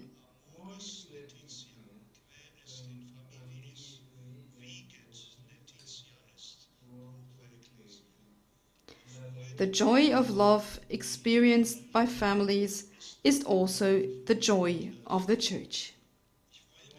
I am pleased that there is not vivit, but viget in the Latin text, a verb that expresses a real vitality and joy. And when it comes to joy in families, joy, as we know, is one of the fruits of the Holy Spirit, then it goes without saying that pastoral efforts must serve such joy and prepare the way for it. Living joy and love in a family also means that this community makes it possible each other in faith and who connected their everyday life with the way of the Lord in the prayer of the way of the cross. My first point, pastoral care with families. And I have now capitalized the word with because for me it contains an important pastoral predecision for which I am fundamentally grateful in the topic set before me. The with makes it clear. Families are never just objects of our pastoral care and the efforts of the Church. By virtue of baptism and confirmation, and through the grace of the sacrament of marriage, they are themselves subjects of pastoral care. It is part of the pastoral mandate of everyone working in the Church to see and appreciate this. Indeed, the ministry of priests and full-time pastoral workers commissioned by the Church is precisely to encourage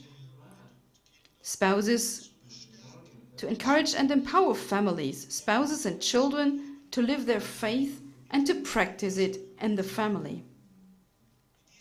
In this regard, Pope Francis, in his apostolic exhortation Amoris Laetitia, already critically expresses in the 2nd chapter that we, quote, also need to be humble and realistic, acknowledging that at times the way we present our Christian beliefs and treat other people has helped contribute to today's problematic situation.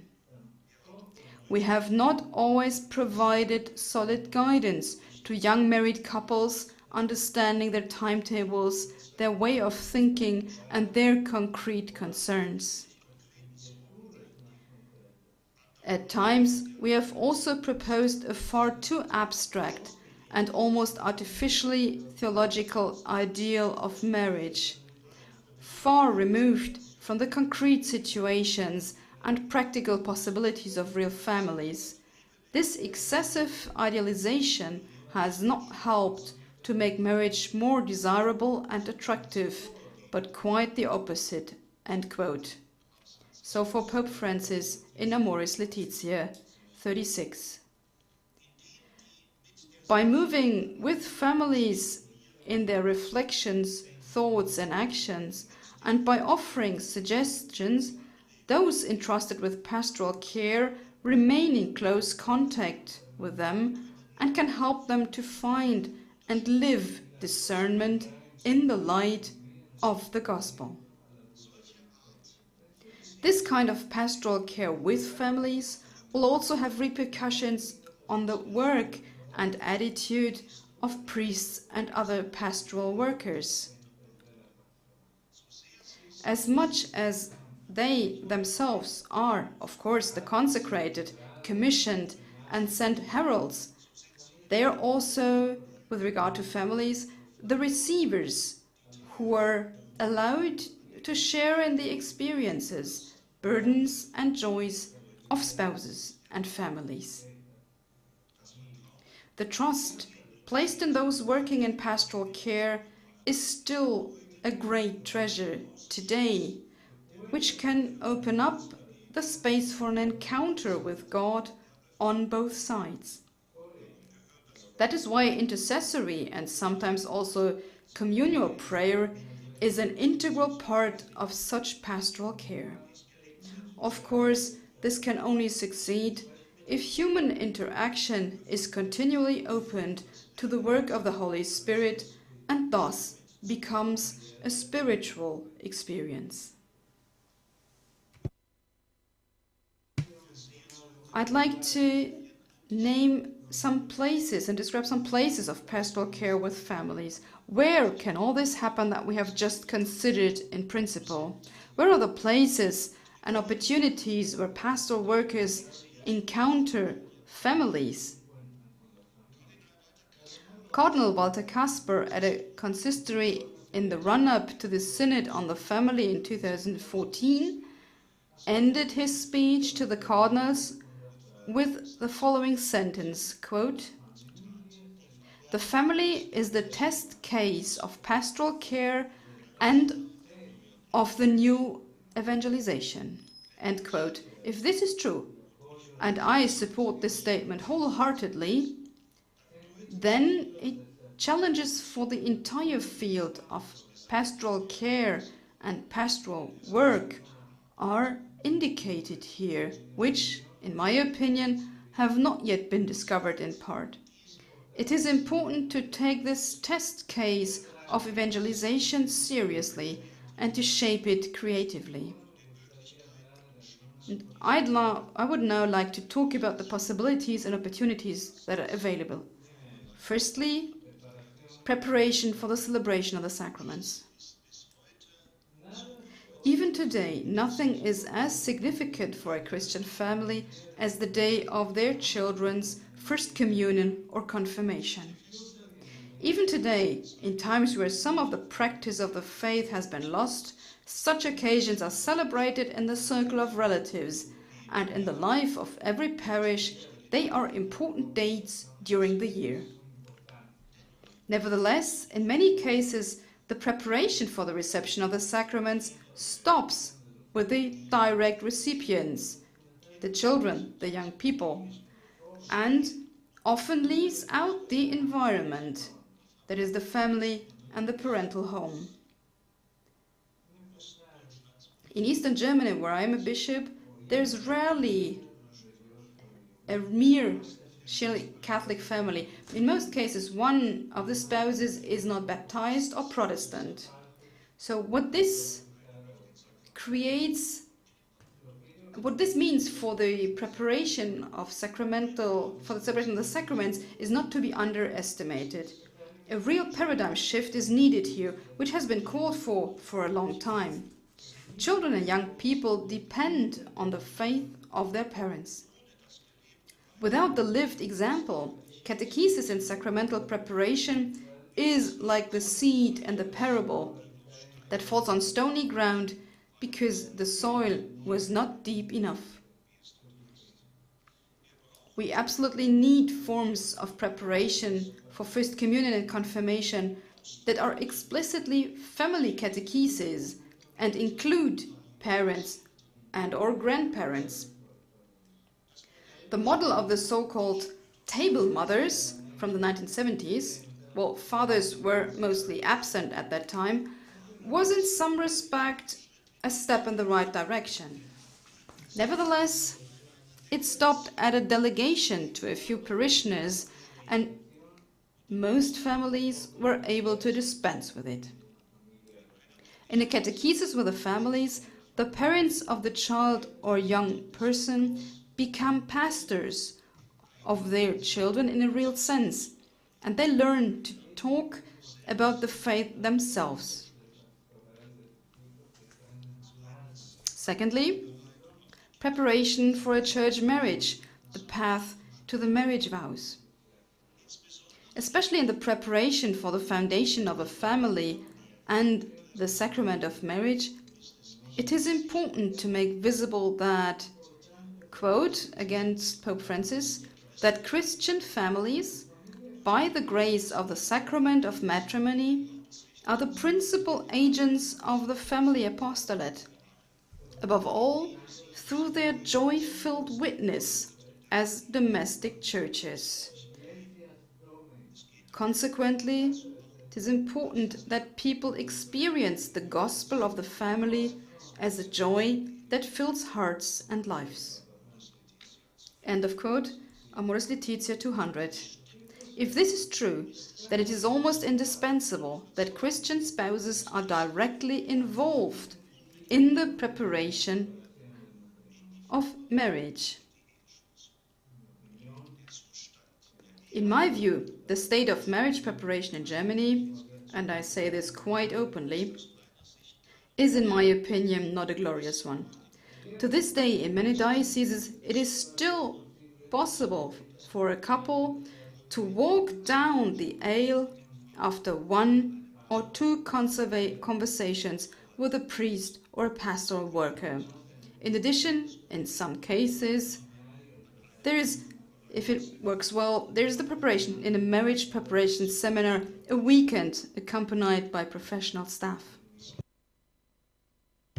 In my view, it should at least be possible in every larger parish to recruit a few couples to volunteer in the preparation of young people and to contribute their experience.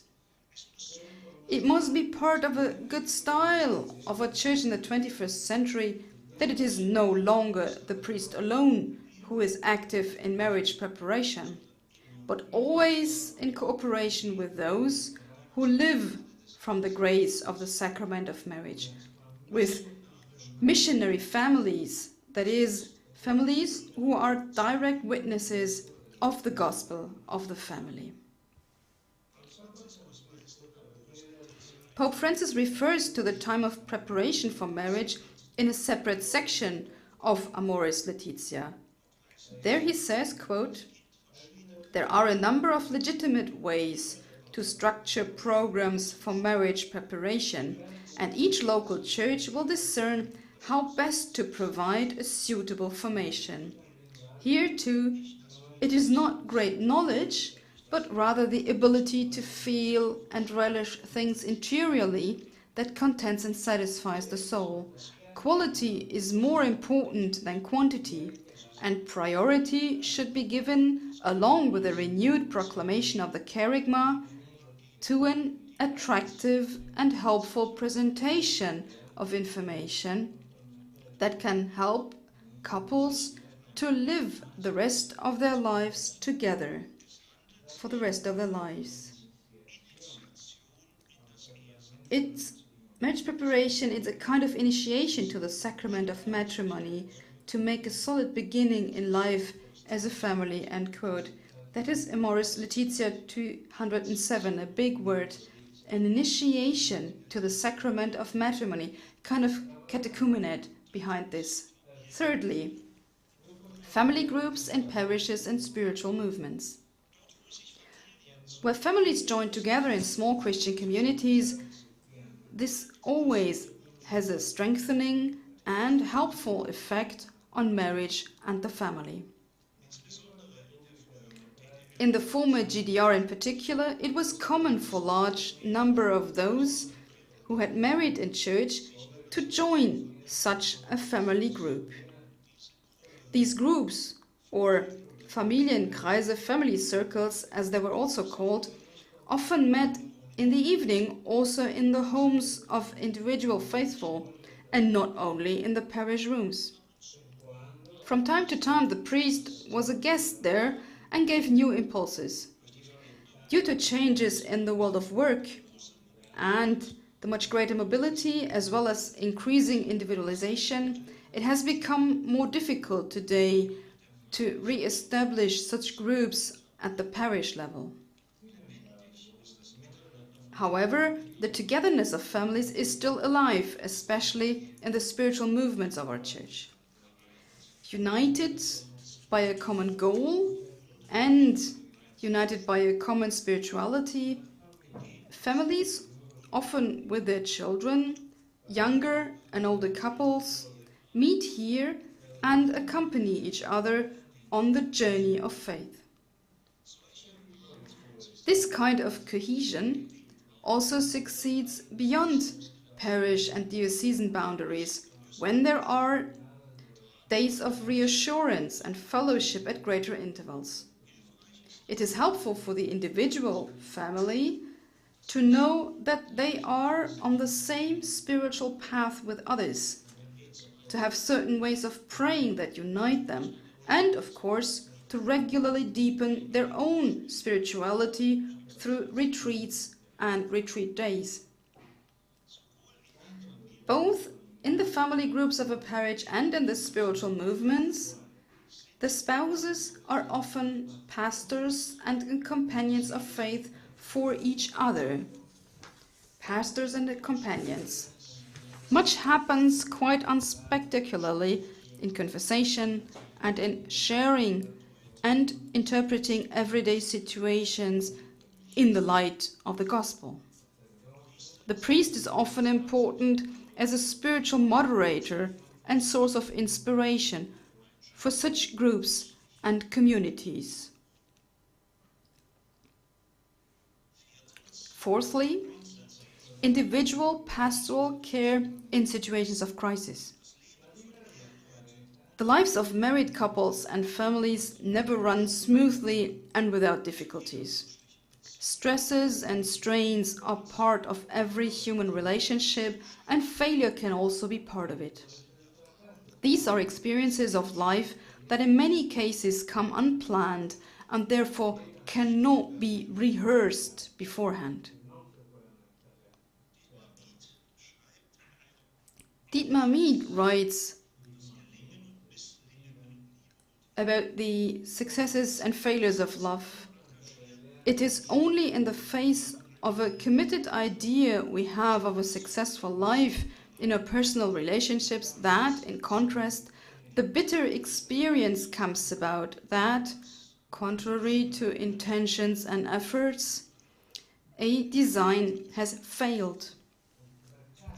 Failure sometimes includes inadequate ideas of success, false ideals. The more questionable the ideal, the closer the failure.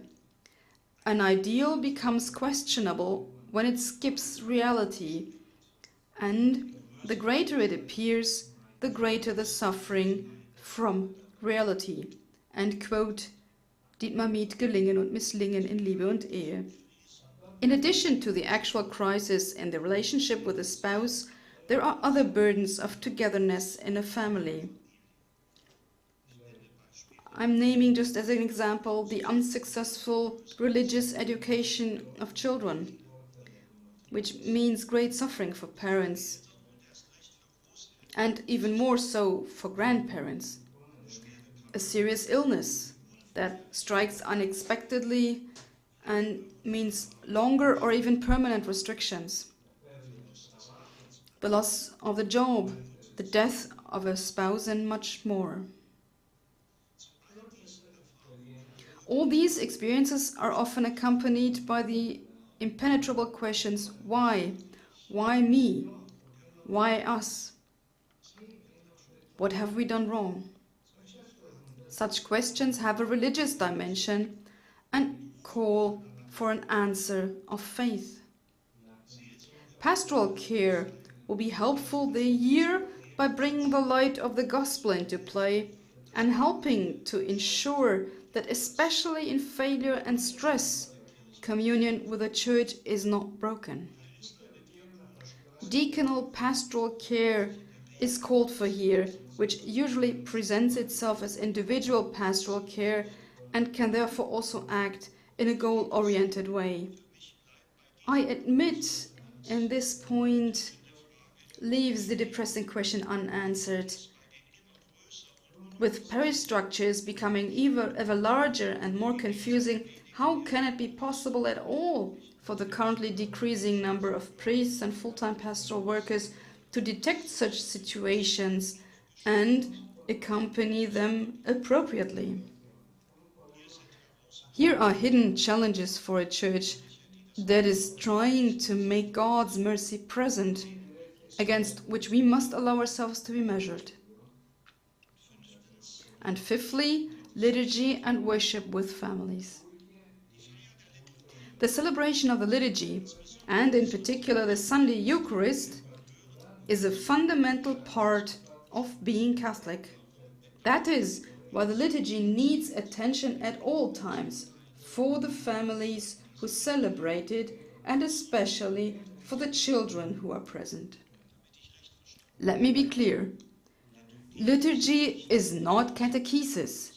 Rather, it must be celebrated in a convincing way, in such a way that the actuosa participatio, the active participation of all participants, is encouraged, and they can open themselves to what is being celebrated, each according to their age and personal disposition.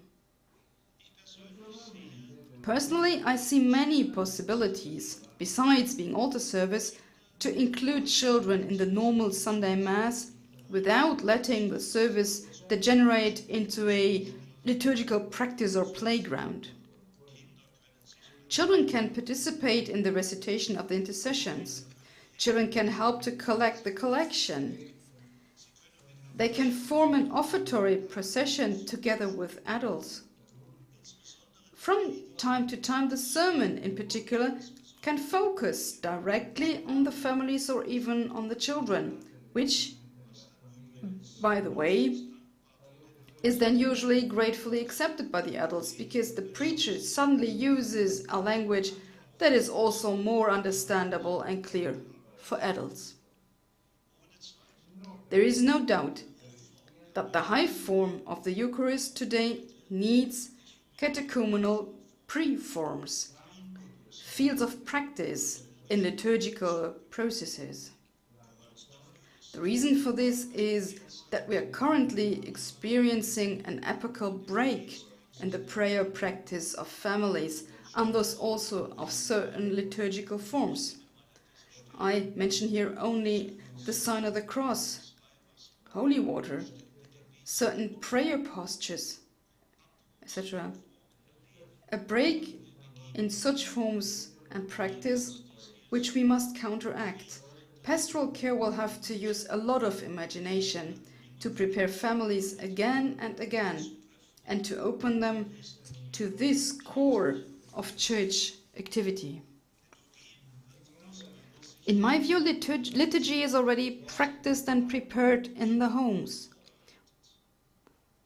When parents bless their children, when there's table fellowship in the family, when customs are cultivated according to the church year, then this is both preparation and empowerment for the celebration of the official liturgy of the church. This is house liturgy. We know the liturgy has an evangelizing character. From itself, in it we are confronted with the message of the gospel, and we celebrate Christ's work of salvation, which always draws us into the great community of the church. If the family is the serious case of evangelization, as Cardinal Kasper said, then we need a sensitive shaping of our services with regard to our families in order to open up the value of the Sunday liturgy, in particular to them. Some concluding reflections. For this presentation, I've named 5 selected fields of pastoral ministry in which pastoral care with families is present and desirable. I would like to conclude by turning my attention to the priests who are involved in pastoral care with married couples and families, and who play an important role there. It's sometimes sad that celibate priests can't really contribute anything to pastoral care for marriage and families because they don't live what they're talking about and don't have any experience. I've heard that myself very often. Is that really true? First of all, priests also come from a family, have siblings in most cases, and at least know the married life of their parents and sometimes of their grandparents even. This is not an insignificant experience for their lives. Moreover, pastoral care with families can also enrich and deepen their celibate vocation. Priests, especially in this area of pastoral care, are not always the givers, but often also the receivers.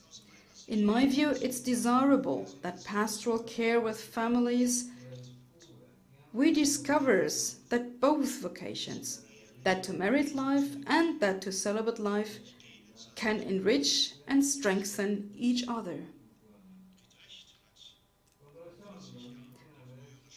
The former spiritual director of Münster, Johannes Boers, once rightly wrote, quote, "Thus Christian marriage and Christian celibacy are like two focal points of an ellipse. They present the mystery of the covenant of Christ with his church in different ways and veil it at the same time. Celibacy and marriage are therefore like two moments of one and the same movement, in which love for God and love among people form a unity.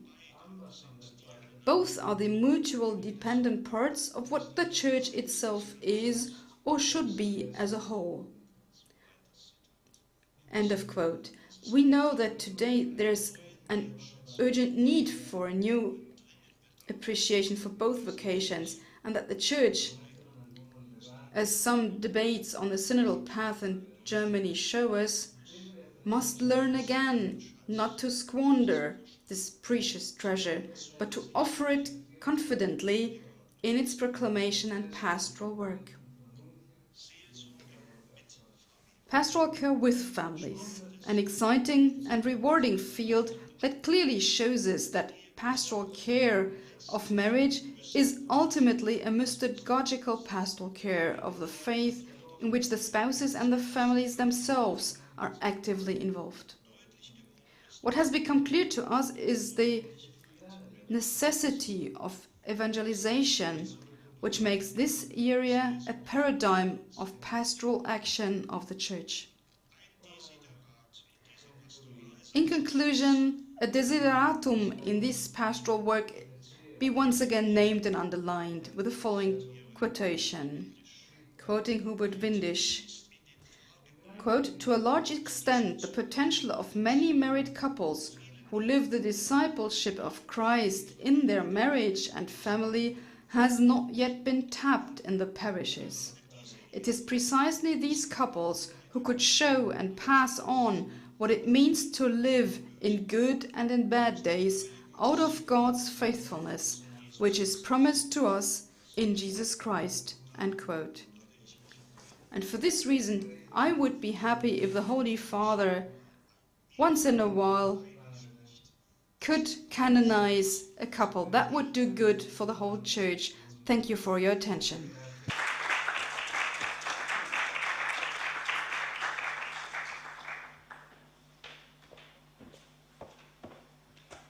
Ja, Bischof Ipolt, herzlichen Dank für diesen Einblick.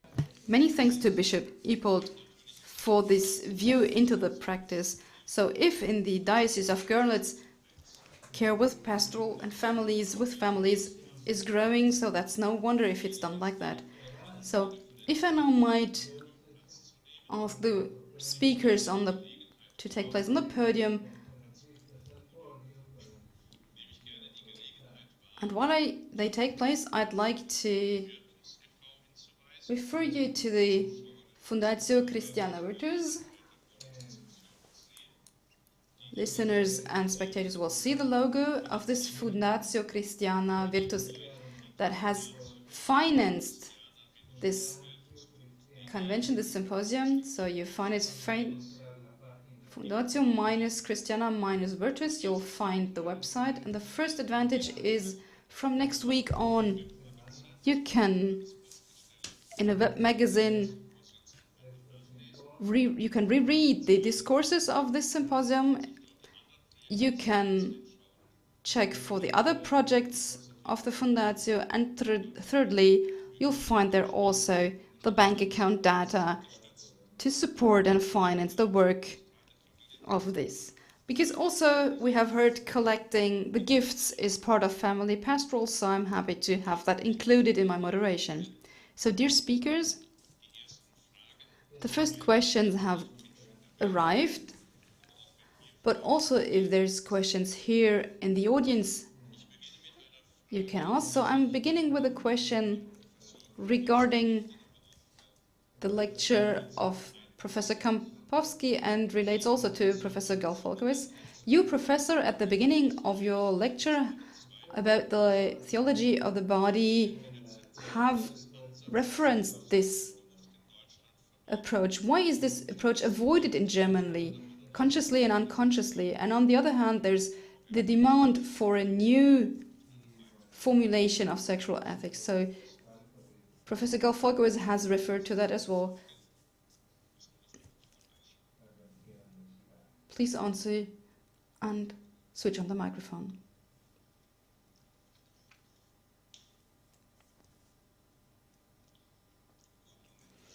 Okay, just a moment. I have words, but I have to sort them. So it is surely a challenge what John Paul II writes. It means, yes, a certain revolution, a revolutionary view on sexuality in comparison to what society before was reigning. So it needs much courage. And in part it is also ignorance, and there's pretext. So it's that there's two preconceptions I've heard very often that are quite contrary, but still. One preconception is that there's anyhow too idealistic and it's not livable. You don't have to tell people about that. You're discouraging them. It's too high. It's unrealistic. It's not livable, this theology of the body. So it's a total idealization.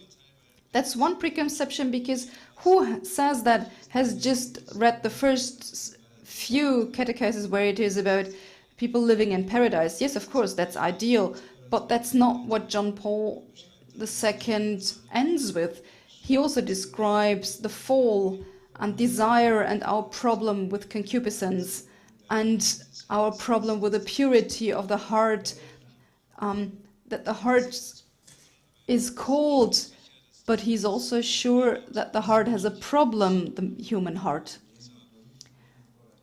So he does not idealize marriage and family so much that one would be able to say this is unrealistic, you don't need to tell people about that. The other preconception is rather in the opposite direction. I don't know, sometimes even laid out by the same persons, that it said John Paul II would have been against the desire, against sexual desire, and that would be, desire is good, is positive. It's good to be desired, and it's good to desire. So why should John Paul II have suspicions against desire? And this is not recommended. So you should give worth to the sexual desire. But for those who say this, it doesn't matter whether it's sexual desire within or outside of marriage. So if somebody finds somebody else sexually attractive, that's a good thing. And John Paul is restricting this and talking of marriage and family, and that's not going with the times. So there's certain preconceptions, and it needs also courage to confront the theology body and take 700 pages. Professor Gerl-Falkowitz, do you want to add something? Well, maybe is the book very long in itself, and there is, and I'm saying this also for the remote participants, there's a short version, Encounter Relates, Begegnung verbindet is a version of it, and it's a short version bringing it to a clear and understandable level and thought. So I'm really recommending the short version. Most of them who do not read it have a preconception. I'd confirm that they haven't even begun reading the first 3 chapters. They don't think a Pope would be able to talk about this. And because I have a quite fundamental and good view on the body, and that's why I really recommend this book in the short version. There's a question in the audience. Please come up to the microphone.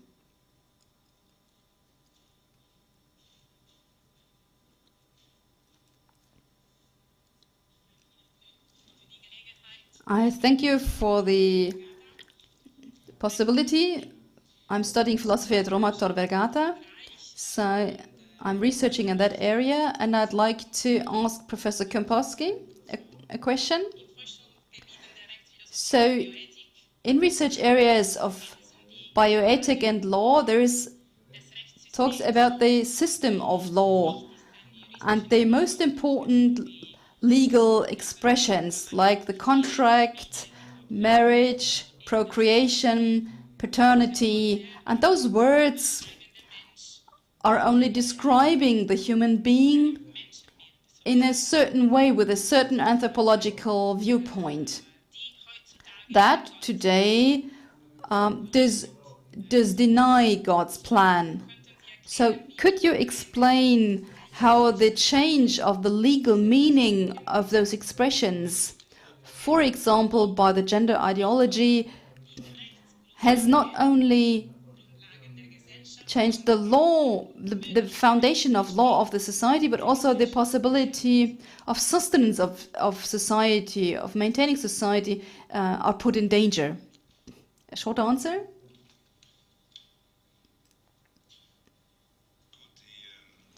Well, the question of paternity, motherhood, family relations, parentage, if you rephrase this juridically and give to all these relationships and tear away the ground under all these relationships, it becomes to a sterilization of the society. Society becomes sterile. And obviously there's children that are begotten in vitro or in surrogate motherhoods in the Ukraine. But this will never be enough, and it's not desirable to produce human beings in an industrialized way. But anyhow, this is the result,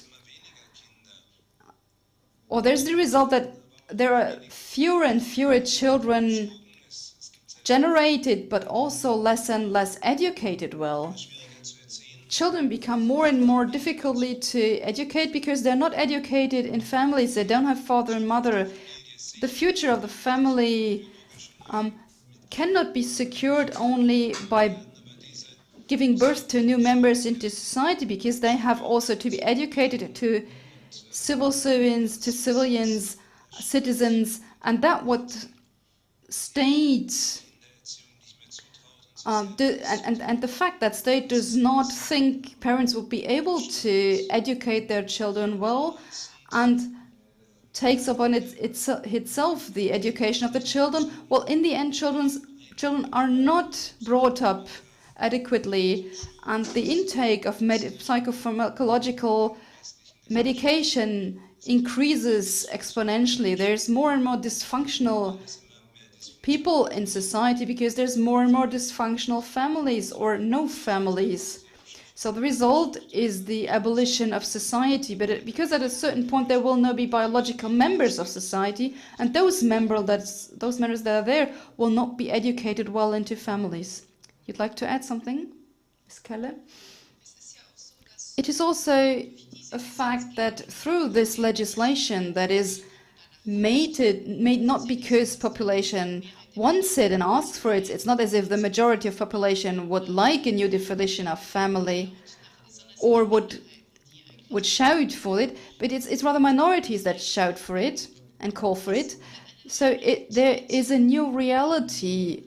In principle, there is a new reality, a new binary is laid that creates a normality.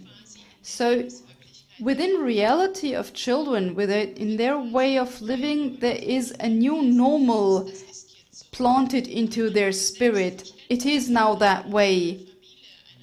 And if there is the obviousness of a normal family, a biological generated family, and a normal family life that is meaning to live and grow within the circle of the own biological parents, if this normalcy, this strange normalcy, is forced by the state and fostered by the state, then at a certain point you don't have it falls into disuse to want normal family life. It is not to be wanted, normal family life. If you yourself haven't grown in a happy family, you will not understand why it should be desirable to foster normal family life. Why? If I don't perceive families as something positive, if I don't perceive my parents, my siblings, if all this is not connotated with happiness, why should I search for it? What should mean happiness for me?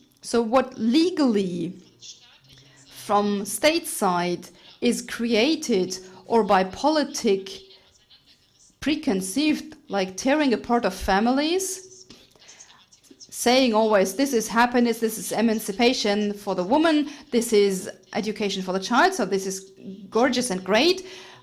In reality, this all is creating a society, and I think it's the next generation by now, where we have a generation of children that do not know family life, where families have broken up for that, because a family that doesn't pass time with each other doesn't know why it should pass time one with the other. So it's an automatism, and through this family fractures and society fractures. So that what juridically has been created in the next generation, latest in the generation after, has a dramatic effect. And to roll back this development is much more difficult than put it into action. And I think this is the problem with which we are confronted right now, that in the Western industry nations, this development is in full swing, and we're in a phase where more and more children do not grow within the circle of family, and thus the value of family as such is not transported to the next generation anymore. Another question, articulated in two sub-questions. On the one hand, why is in regard of family and marriage not any more discourse of chastity and connected? If a couple, due to age or I'd add illness, cannot get children, so the end of procreation cannot be fulfilled, are they giving a bad example? Who would like to answer this?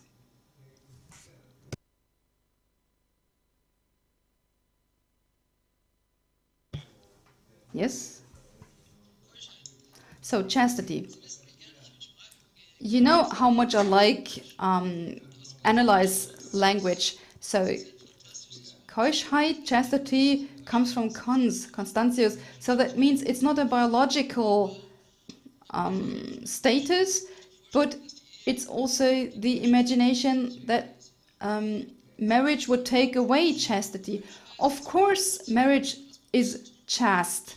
It chaste means doing something clearly and in the perception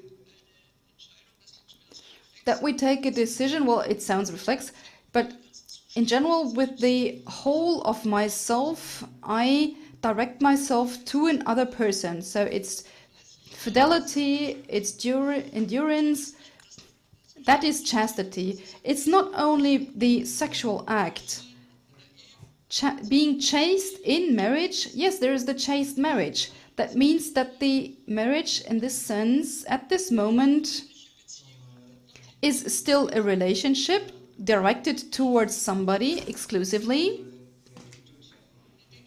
And in this sense, I'd say chastity, you should read it as conscious. And then you realize it's not a biological condition I can lose, but it's an attitude. It's the attitude in the head expressed by the body and has a quality from that.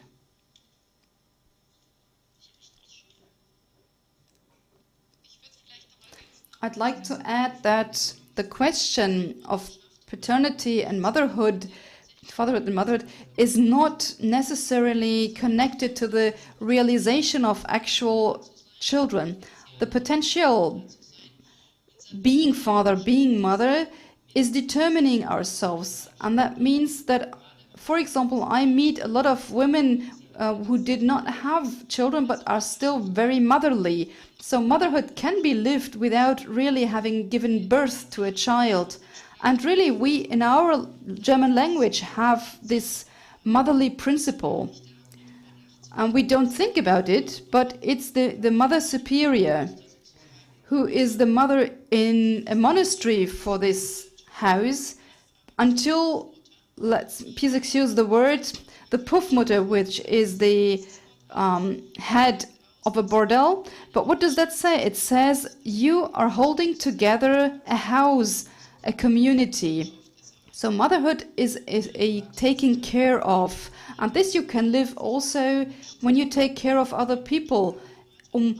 You can other children. So a friend of mine once said, the world needs also aunts.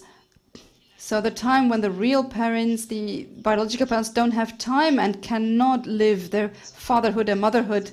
And in this moment, there's other people or couples that do not have children, and they are not half couples or unfulfilled couple, those who haven't met the mark. They just have to find another way for living this motherhood and fatherhood, rather than those who have given birth. And also to illustrate a point in my lecture, of course, it's question of the will, and the difference I would have liked to make or underline that the conscious exclusion of offspring, the conscious decision that our relationship, our sexuality is for us, so we define our relationship on the basis of our affection. And this is one thing to be directed to, ordered to family and children.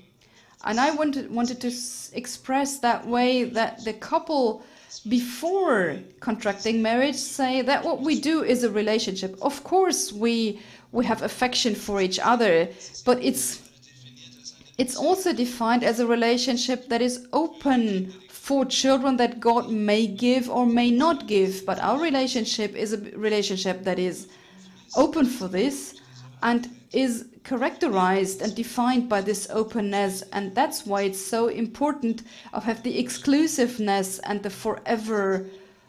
Of course, there's other reasons and phenomenological reasons, but especially as an institution that is open for offspring, to receive children and to educate children, for the children for whom it's so important that the parents remain together and the child feels and sees itself as a fruit of this conjugal love. And even if somebody is 50 and the parents separate, it hurts. So the being ordered to offspring does not mean the parents, the couple does have to give birth to the child. It has to be open for it's a gift. Child is a gift, so it's not excluding. just an addition. So there's children who come.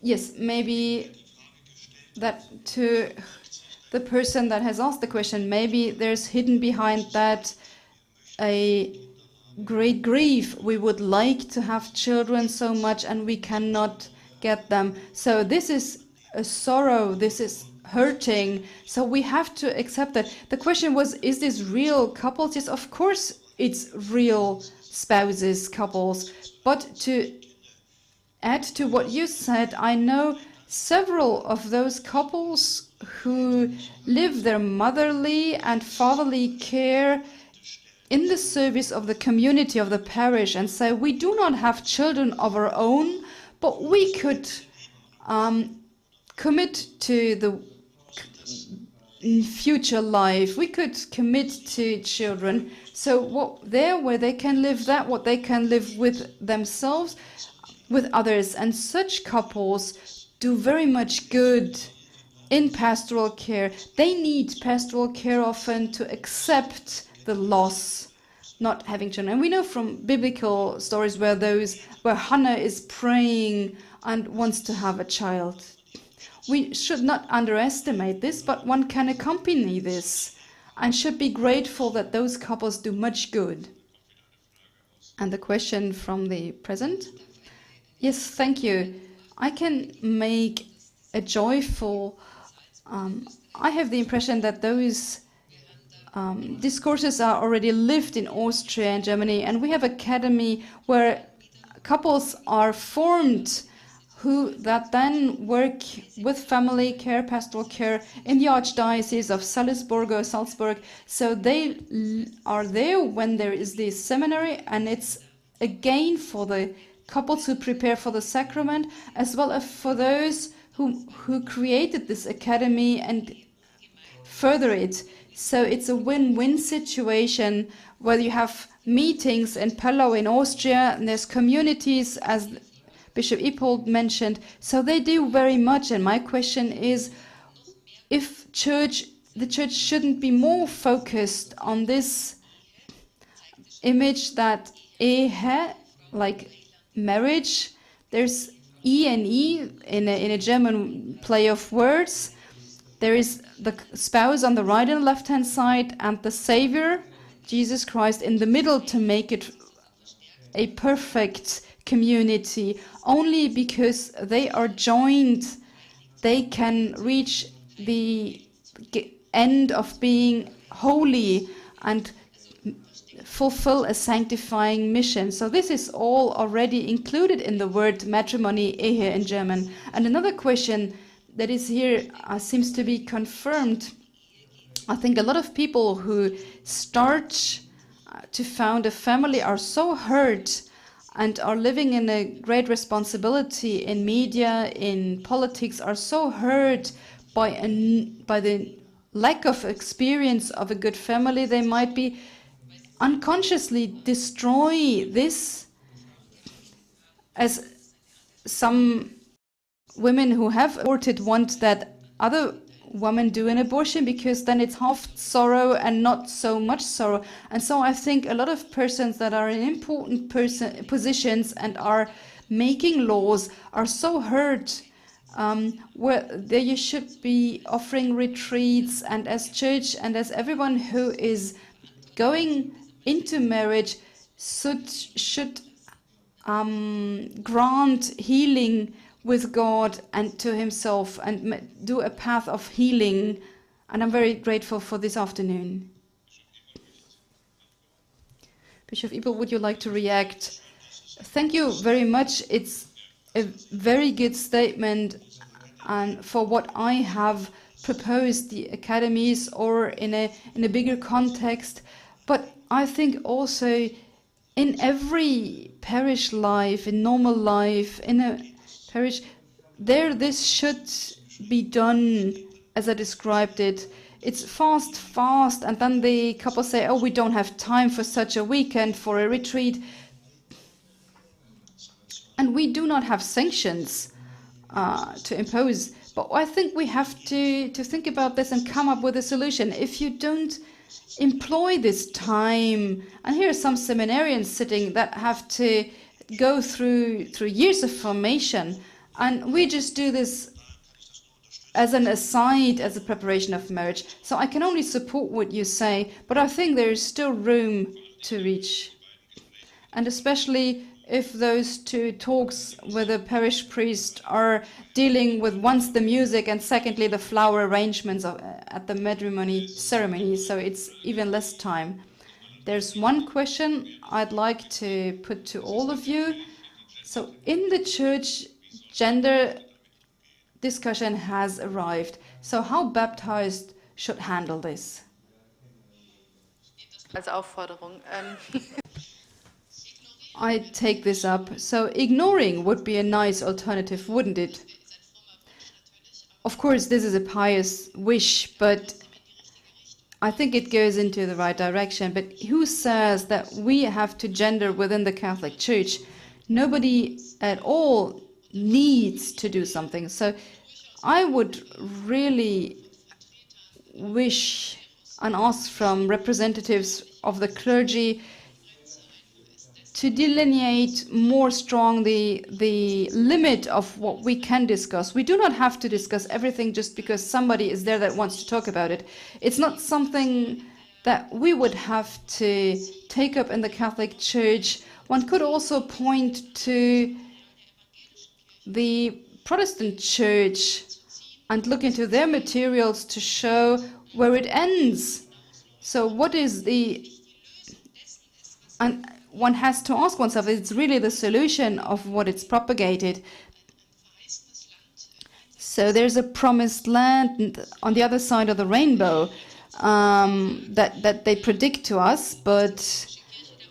And it's said that the Catholic Church has absolutely to confront this and has to implement this and that and accept it, because only if they do this, church can be saved, and only through this church can arrive in modernity, in modern times, and we all know these talks. So the Protestant Church has went this way very many years ago.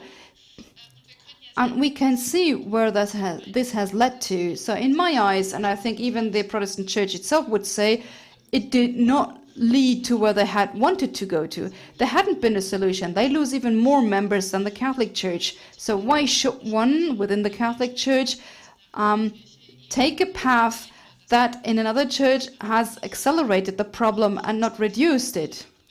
There's a lot of good arguments to say this is nothing we should follow, but the biggest argument is of content nature.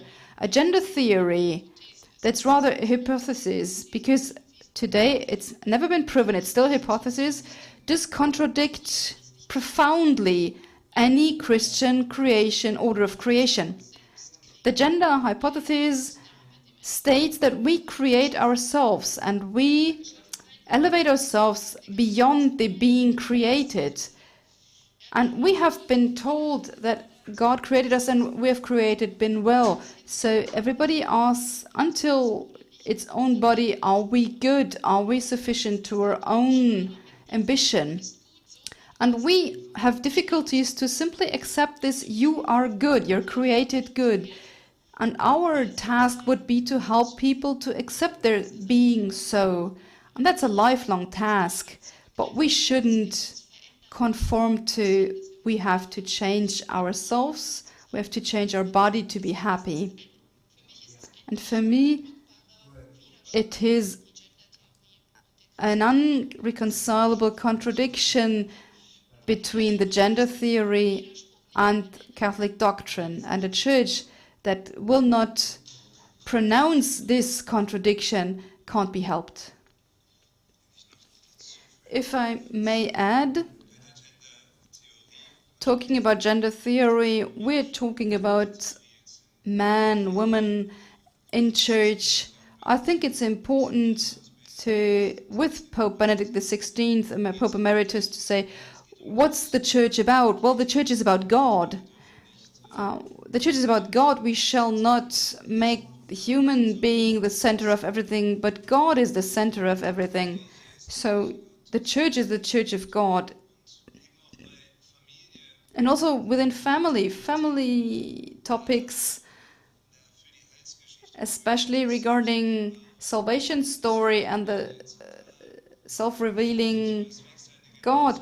Let's just imagine there's a generation that does not have experienced fathers and therefore cannot perceive themselves as sons and daughters.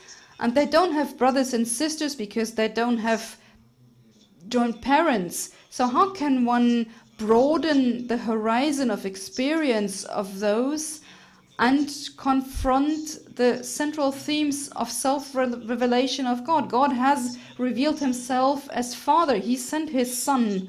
The Church is our mother. We are all, so far as we have the same Father, sons of God and brothers and sisters. Fraternity, we are brothers, says Pope Francis, but we can be only this if we have the same Father. And with gender theory, we stop being brothers and sisters. We stop having a father and a mother. So all the words father and mother become curse words, as Aldous Huxley has said in Brave New World. So it's an ideology that tries to impede us to speak of father and mother. Obviously, is alien, is hostile to God, because God is a father and sent his Son. And if we want to maintain the central points of Christianity and the Church and want to transfer that to further generations, we have to put ourselves against that. The Church cannot say we accept this just like that. It's anti-Church and anti-God. An diese Aussagen anschließt. Maybe a question in addition to this. So what do you say to people who feel or perceive themselves as diverse? How can we respectfully give testimony of the Christian life? Firstly, it's important to inform ourselves with science. There's 0.02% of newborn with an unclear sex, maybe even less, but it's around this.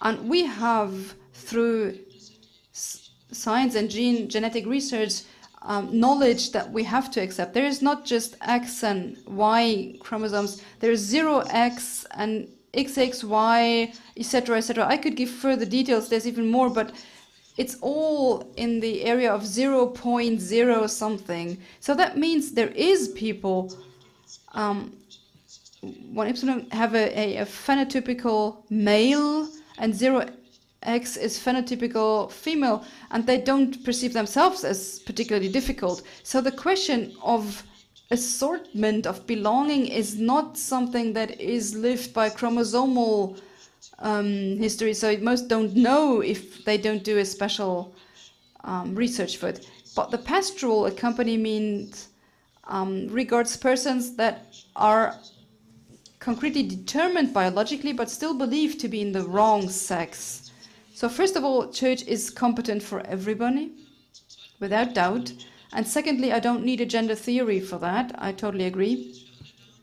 Church regards all, has to be open for all. So there's no disability or change or special group. But what is very complex is, I can't go into detail here, but I'd like to say that the reference to creation order does not suffice.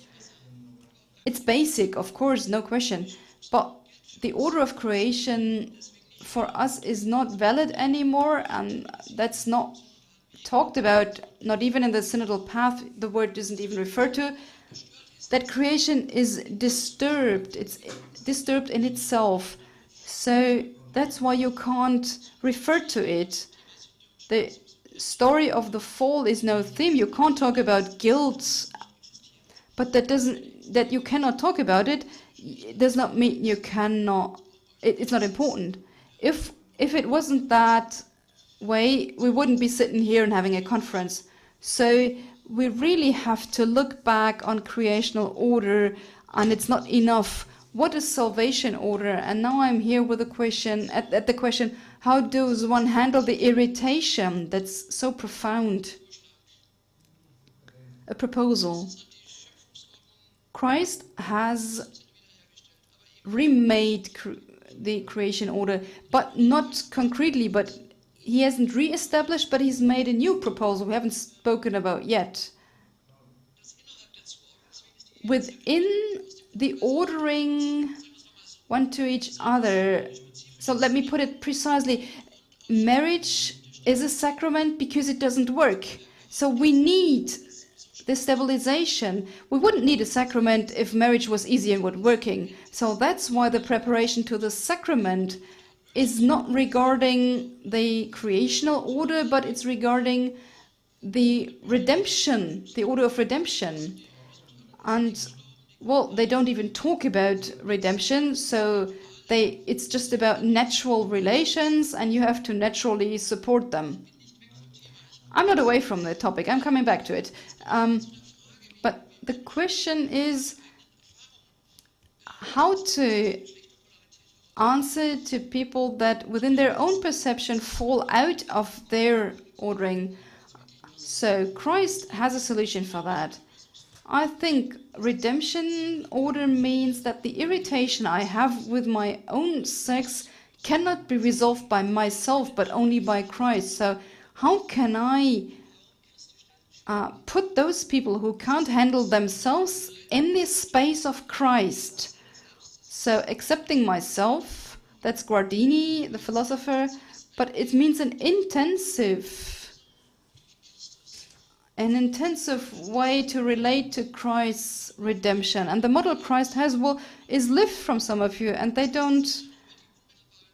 So there's no really ordering to the sex, but my existence is directly related to Christ. I'm looking to you, please don't feel offended. But in this sense, in no other religion of the world, there is a possibility to not perceive the own fulfillment in the other, but in a tentative to overstep the own weaknesses within the forces of Christ. So we call it celibacy, very negatively connoted, but I think the irritation of the sex that is perceived by a lot of people, maybe due to the analysis you made, they don't have real idols, they don't have family experiences, what happiness is, to be happy.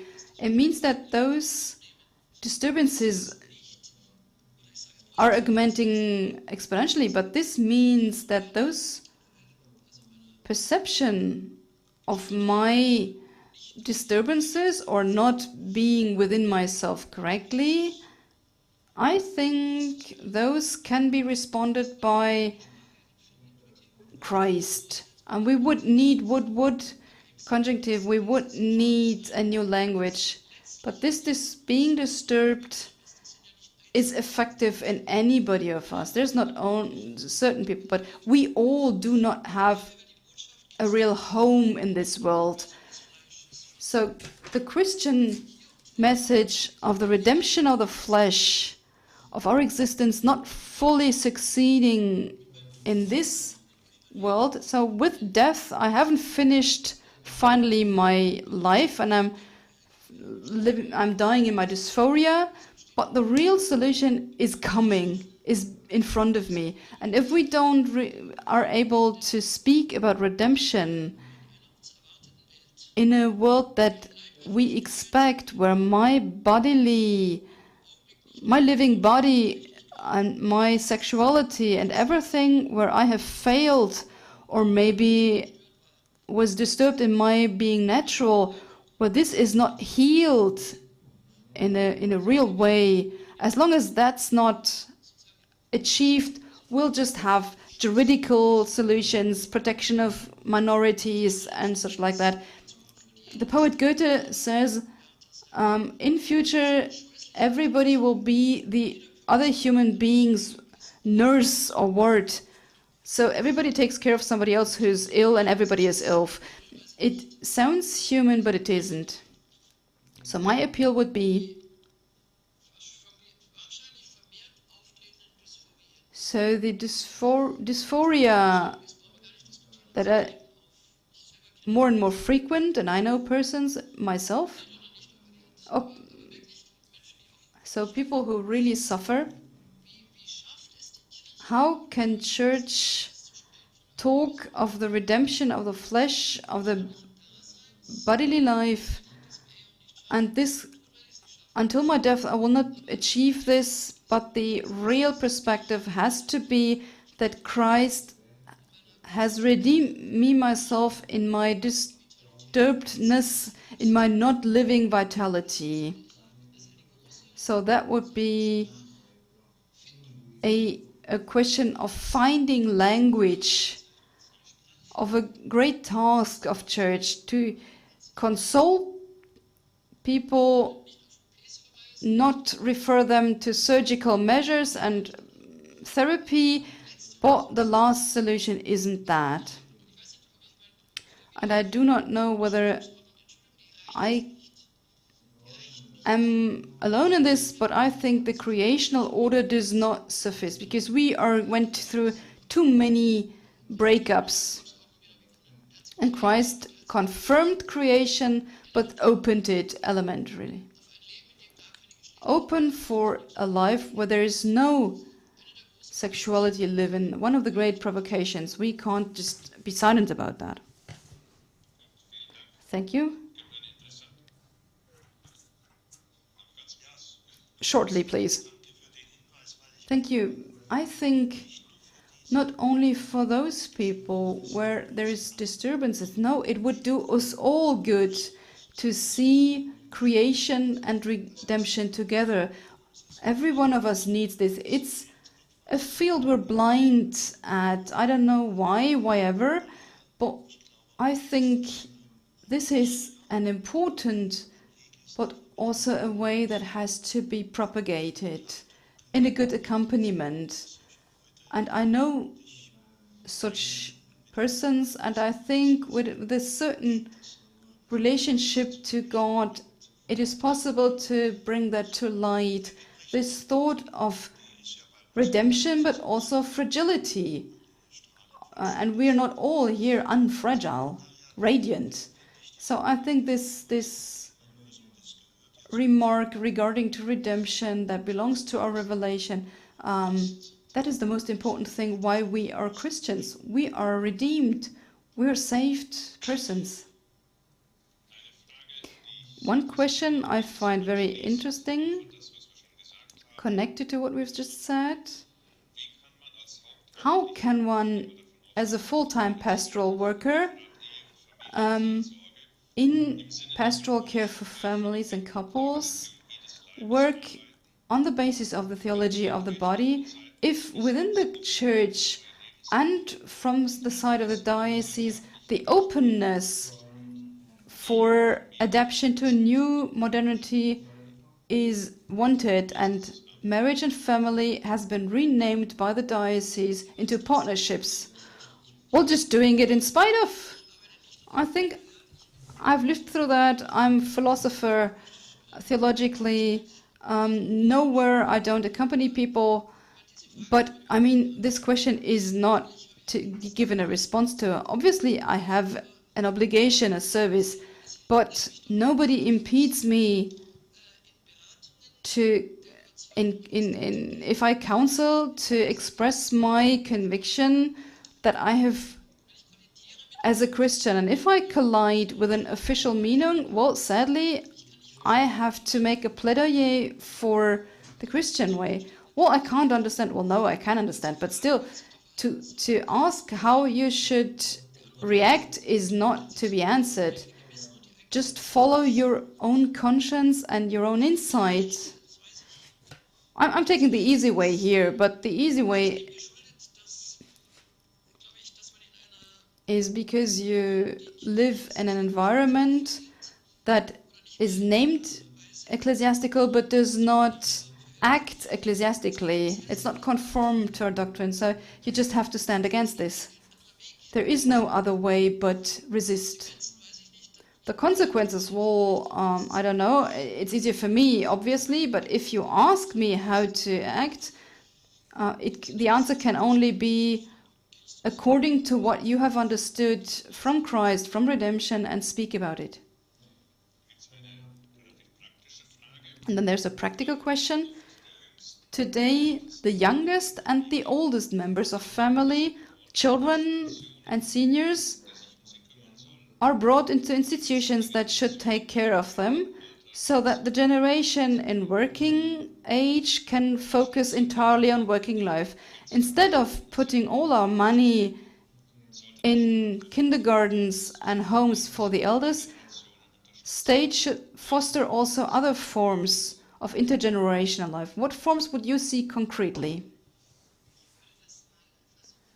I'd like to try to answer that. So basically, this development is something that is wanted societally, that we should not dedicate our best years to the family, but that we should be productive. So the order of society is working towards only the workforce of their members and only the workforce of their healthy members.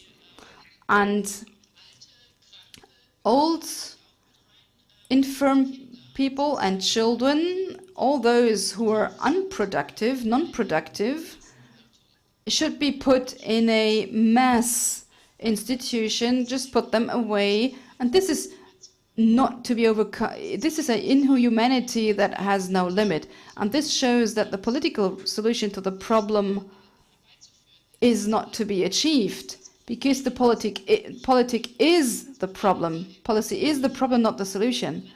And in those moments, to call for policy is the wrong way. That's what I tried to have as a conclusion of my lecture. The moment the state believes they could push and force people polity-wise in a certain way of life, the problem is already existent. The solution would be to foster autonomy of families and do everything. And if you want to formulate it politically, you need a political program that is directed to foster autonomy and self-sustainability of families. Always, and this program is always to be preferred to a polity that seems to propose solutions for family, because a family that is forced to take care of itself, it also develops potential. We see this rather in the precarious situations in big cities, where we have whole areas where there's precarious families, and once the state has to step in because parents don't take care of children, so to develop projects, also well-meant, but the effect that results of this well-meant social work, that those families are even less taking care of their families because the state takes their job away.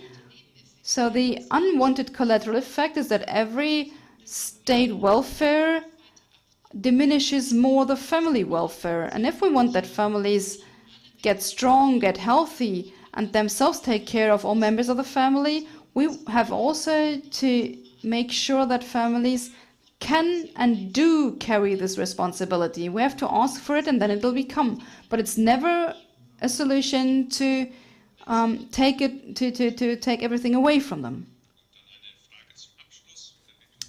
A last question, asking for a short answer.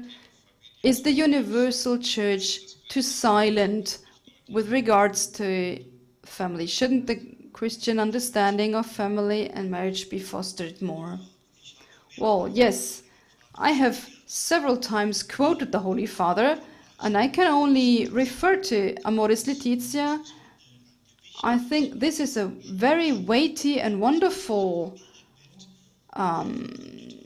scripture in which the family perspective and the image of the family is laid out very beautifully. Also what John Paul II said, and also Benedict has spoken of it, I think it depends on every one that this image is put into words, that we don't silence it. I think I have an idea of what is behind this question, but I still only can recommend to the person who put the question to us, read this and make it as an object, as a measure of your acting. And maybe to add, it's not only task of the church to propagate the Christian ideal of family, but it's the task of every Christian. So if everybody would do that, and would not delegate it just to clergy, we would be far more ahead if we propagated, every one of us, this ideal of family and marriage to the world. And I'm always saying, I'm internally thinking, God has constructed the human being, that the desire, that the longing for family is in everybody, also in what we are living right now. If you ask young people, if I ask to be confirmed, what's your biggest dream? And in 90%, the answer is a good family. And then I sense God has planted something very deeply in our soul that we can't put away. So we shall not be silent about it, because the human being, man, is made and woman are made to long for family, and sometimes has to be put in good soil and given a bit of water, like to grow. I thank you all who have been here, who have watched or listened to our symposium, for your interest. As a symposium, family germ cell of society and church in miniature. I thank to speakers for their lecture and for the animated discussion. My thanks now go less warmly to the Fundatio Christiana Virtus Association for financing the symposium. As how you reach the homepage, I've explained. Fundatio-Christiana-Virtus.de. And I cannot conclude without thanking EWTN and Radio Horeb for broadcasting, and as always, for their good cooperation. Special thanks also go to the interpreters who made it possible to broadcast simultaneously in English and Spanish. As said, you can consult on the Fundatio-Christiana-Virtus.de from the next week on the web magazine that has been made in consultation with the Tagespost, the German newspaper, and you can download the discourses there from next week on. And I hope we will see each other again next year under another topic. I invite you that we pray together the Our Father and conclude and ask Bishop Ipolt for his blessing.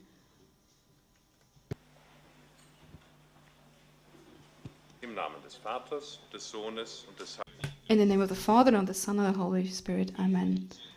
Our Father who art in heaven, hallowed be thy name. Thy kingdom come, thy will be done, on earth as it is in heaven.